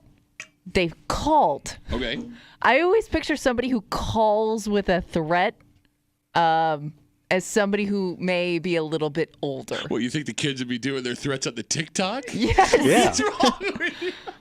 You're not Like, serious. I just don't know a lot of young people that use the phone in general. Okay. How like else? to call, to All make right. a phone call. Yeah. No, I understand, but And if leave a message. Yes. Oh, they may have talked to somebody. Oh, I assume message too, but you could be right. Yeah. They may have talked to somebody. All right, let me ask you a question. Yeah. Let me ask you a question. Like, if you wanted to call it if you wanted to threaten with a bomb the Livingston County Dog Control I don't know, Building, post it on Facebook or something. well, but then everybody's gonna see it. Or Maybe put a Facebook video, something up. Facebook vid. Yeah. Hey guys, what's going on? It's Brittany. Just here to let you know I'm gonna blow up the Exactly. Livingston County shot. I guess I wouldn't even think that Old lady would do somebody. this. Yes, that somebody under a certain age would even think to call in general Like, I with a would think complaint. I would think a woman in Dansville doing this. If I didn't know the age, I would have her being a drunk 55-year-old Yes. woman. Okay, I mean, I And guess then she actually has to look it up in the yellow pages that she still has in the kitchen by her kitchen phone. No, look, don't get me wrong. I mean, that description also fits. I guess I'm confused as to why, outside of the technological thing, Yeah. a 20-year-old woman like Kimmy, do you have in your head the age that is appropriate to call in a bomb threat? Like, what's the minimum No, not age? appropriate. I just think like appropriate's the wrong word. What is the minimum age you would be not surprised by a bomb threat call? 50 and over. So Yeah. anything under 50 is a shock. Yeah, kind of. Yeah. Yeah, I would think especially for a woman. Okay, you're more hung up on the gender than you No, are no, on no, the no, age. no. I am both. A little bit on the lady too. I mean, just, Old lady wouldn't bother me. Young girl doing bomb threats. I just think with and especially not cool. young girl doing bomb threats not cool. calling Not up like a public building Yeah. on top of it. It just sounds so. It's an older person directing their anger at one thing. Okay, You know? all right. But I mean, everybody gets angry, and Yeah, it could yeah, have. yeah. I mean, this may I have been. just think like maybe you're distracted by other things when you're 20 years old. You also may be anticipating this starting differently. Again, we're talking about this 20-year-old woman from Dansville. She's been arrested after police say she threatened to blow up the dog control building in Livingston County Dog Control Building. She also allegedly threatened to physically hurt the staff. Now, I get your idea that she just called up and was like, hey, I'm going to blow this place up. It could have also started as her calling like to get information about getting her dog back, if that's what the case is. And then it just you're right. escalated as she wasn't getting the right answer. You're right. I mean, people do they'll go crazy over their pets. Very passionate pet owners out there of any age. So this could So, have started as just an informational, how do I get my dog back phone call, and things went so poorly, she ended up threatening allegedly. Oh, do you think? Oh, I didn't think about that. Yeah, so they could have like they took the dog away from her. Like why dog- else? Cat or Why else would you want Was to it blow dog- up the specific dog dog? control? Well, I'm just trying to think animal control. I didn't put like dog catcher guy. Who's controlling the animals now? I got a bomb. 252 WCMF 252-9263. Let's talk to Jeremy. Hey, Jeremy, what's up, buddy? Hola, muchachos y muchachas. Tommy, I heard you compare Tim in the last segment to Brother Weeze. What did Tim ever do to you to deserve that insult? I'm on a Zoom call. Can you hear me? Can you hear me? That's great. Question, which would you rather date? This woman who threatens to blow up the animal control or a woman who headbutts you? Oh, that's a great question. Now, for those just joining us, you can go back and catch a segment on WCMF.com later today. There was a woman arrested for allegedly headbutting someone out in Wayne County during a domestic incident. Jeremy, all right. The bomb threat is obviously more severe. Yeah. Okay. But I think I kind of understand how someone in a certain position could get to making a bomb threat. Where, Jeremy, I'm still having a hard time finding a way for you to logically get to a headbutt. Does that make sense? No, I agree with you. And to Kimmy's assessment on her age, Kimmy, this woman's from Dansville, and the standard of living is really poor, and the life expectancy is terrible. So a 20-year-old Dansville woman is probably like a 48-year-old Gates woman. So I think the age, it compares pretty well. Careful what you say, Jeremy. She might hear you. Yeah, and there might be women in Gates at 48 that are sending bombs to your house right now. Oh, we lost Jeremy. Uh-oh. By the way, you know why the life expectancy at Dansville is so low? Why's that? All the bombs. Oh, it could be, From yeah. the 20-year-old women calling to threaten things. We come back, we wrap it up, we tell you what we're doing tomorrow next here in the break room on CMF.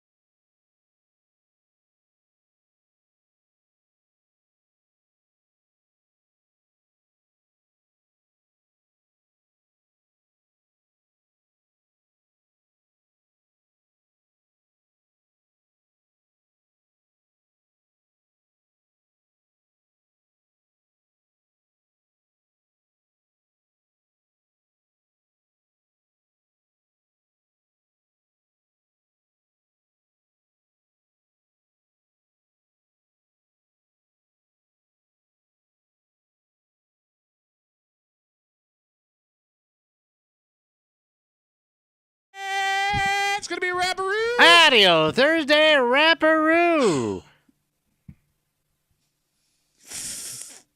For Thursday, for a Thursday in the break room on CMF that makes tomorrow a Friday, you know what that means? Oh, we gonna get creepy on Friday, buddy. That's right, a fresh, brand new, just out the box creep cap.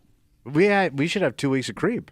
Oh no, we couldn't record. We couldn't record. Yeah, no. Damn it! Try and stay with us. Yeah, all no. that is treasured creep. You don't want to lose that. Luckily, the Smithsonian was probably collecting it too, so it'll live out there. Tomorrow in the break room, there's two things I want to get into. First of all, it's Easter Sunday. Oh, that's right. Coming up this week, and I know it just snuck up on us. Tomorrow is Good Friday, and there are parents who are still, they have yet to do the Easter basket thing with their coming from the bunny. Gotcha. You get what I'm saying? Yeah. That's what I'm saying here. The big kids' day. You got it, yes. And, there is a question that has never been answered. At what age does the bunny stop dropping off a basket? Oh, okay. But it turns out that, at least within the last couple of years, there's never an age where the bunny stops dropping off a basket. Because there's a shocking number of grown-ass people in this town that Sunday morning will receive an Easter basket from the bunny.